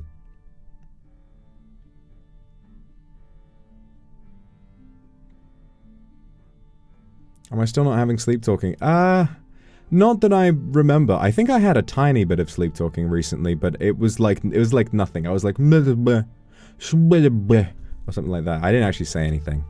And also I had my AC on really high in while I was asleep, so it was like you couldn't really hear it. It was like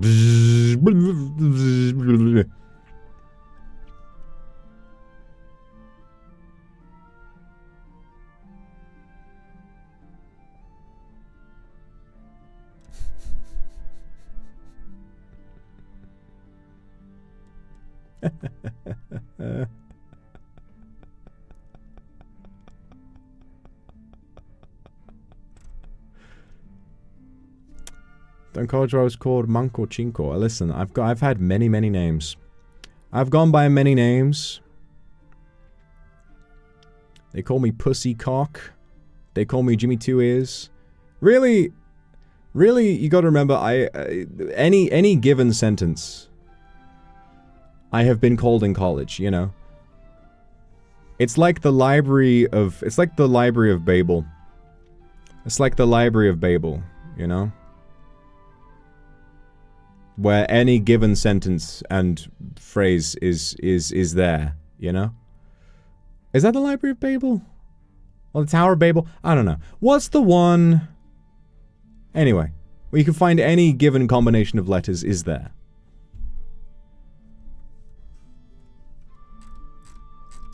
Lays, thank you very much for the super. So, I want to share that ever since I got my tattoo, whenever someone asks which anime, I'm like, do you know what VTuber is? Ah, that's so cool. You're out there doing my marketing. Oh, that's so sweet of you. Aw. That makes me really happy. I'm glad you're having a good time with your tattoo. Sunny, thank you very much for the super. Once had a dream of a frog and a historical political leader, and then a sudden change, I was climbing sky-high stairs, maybe to heaven.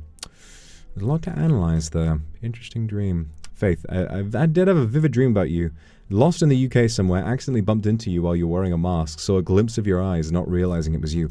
Oh, maybe that was real. Oh. TLAs, thank you. Want to get myself a bouquet.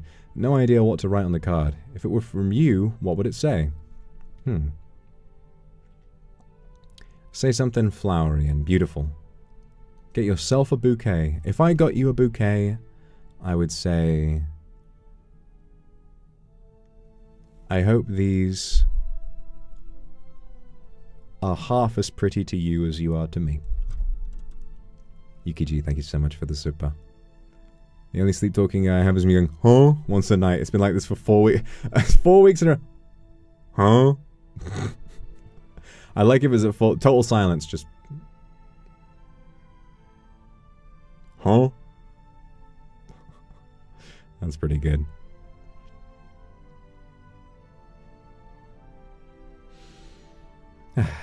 All right, everybody. It's getting pretty hot in here now, so I think I'm gonna call it there. But we will be streaming plenty for the rest of the week, so no worries there. I'm gonna see you all very soon. Oh, don't you start complaining now. Don't you start complaining now. I've given you a wonderful stream today. You should be thankful. I've come around to feed you. Came around to feed you all. Are you real or a virtual character? I'm as real as they come. I might be the realest one ever. You ever wonder what a real motherfucker looks like? You're looking at him. I came around and I came around with the you guys were all in your fucking pens. I came around with the bucket of kibble and I was like, get your stream, bang bang bang. Here comes a stream. Here you go, get your slop, bang bang bang. And I'm like feeding it to you, and you're like, stream. So yeah, you know, but I'm happy to bring you your slop. Misty, thank you so much for the super. I was Sue from Fantastic Four. I am Mother, to be fair. Misa, thank you very much. I'm glad I can help you feel better. Milord Daisuki. Kusako, thank you so much for the super. So happy to hear your voice today. Oyasumi nasai. Oyasumi nasai. Are you calling us pigs? No. Only a cute little drawing of a cartoon pig, maybe, because those can be cute, like Peppa Pig. You know, you're like Piglet from Winnie the Pooh to me. Okay. Oink, oink. See, pigs are kind of cute. I think the holy trinity of farm animals, right? Pigs, cows, and sheep are all underratedly cute. They're all underratedly cute.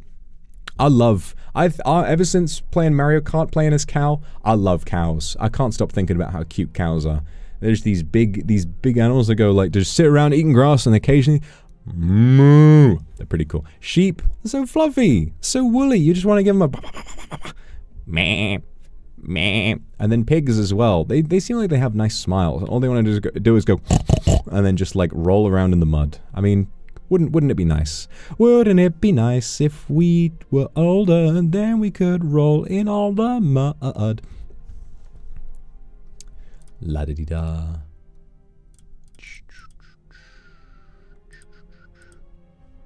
Very lively, thank you very much for the super. Trust me, if I'm your delicious breakfast, I'll have you for dinner.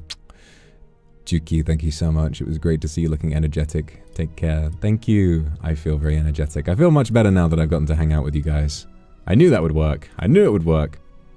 Just a minute, you miss Kindred more? I do. I miss you every day. Sabina Gary, thank you for the Aku Super. You are so amazing. So glad you're feeling better. I love you. I love you too. Thank you so much. I love you. Thank you so much for the Aku Super. You heal me. Chilik, thank you so much for the super. I will take care. I will. Tokito, thank you. Glad I can make your day. Astronut, thank you very much. Love you too. Jenny, thank you so much for the super. Taking me pape on a carnival date today. Oh, so good. I'll be there vicariously. I'll live through what me pape gets to do. Hope you have fun. Lays, thank you very much. Thanks for the wonderful stream. Take care and enjoy the rest of your day. Love you lots, my darling. Mwah. Love you too. Noah, thank you. Thank you for streaming today. Thanks to you, I'm happy again today. Love you. Aishtere. Noah, thank you very much. Okay. That's going to do it all for me. I'm going to go and get myself back on my bloody feet.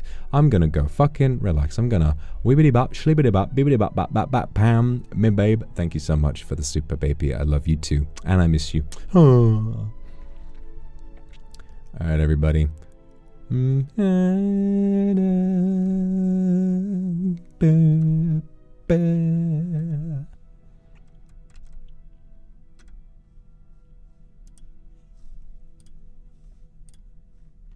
Alrighty, that's going to do it for me. See you all tomorrow.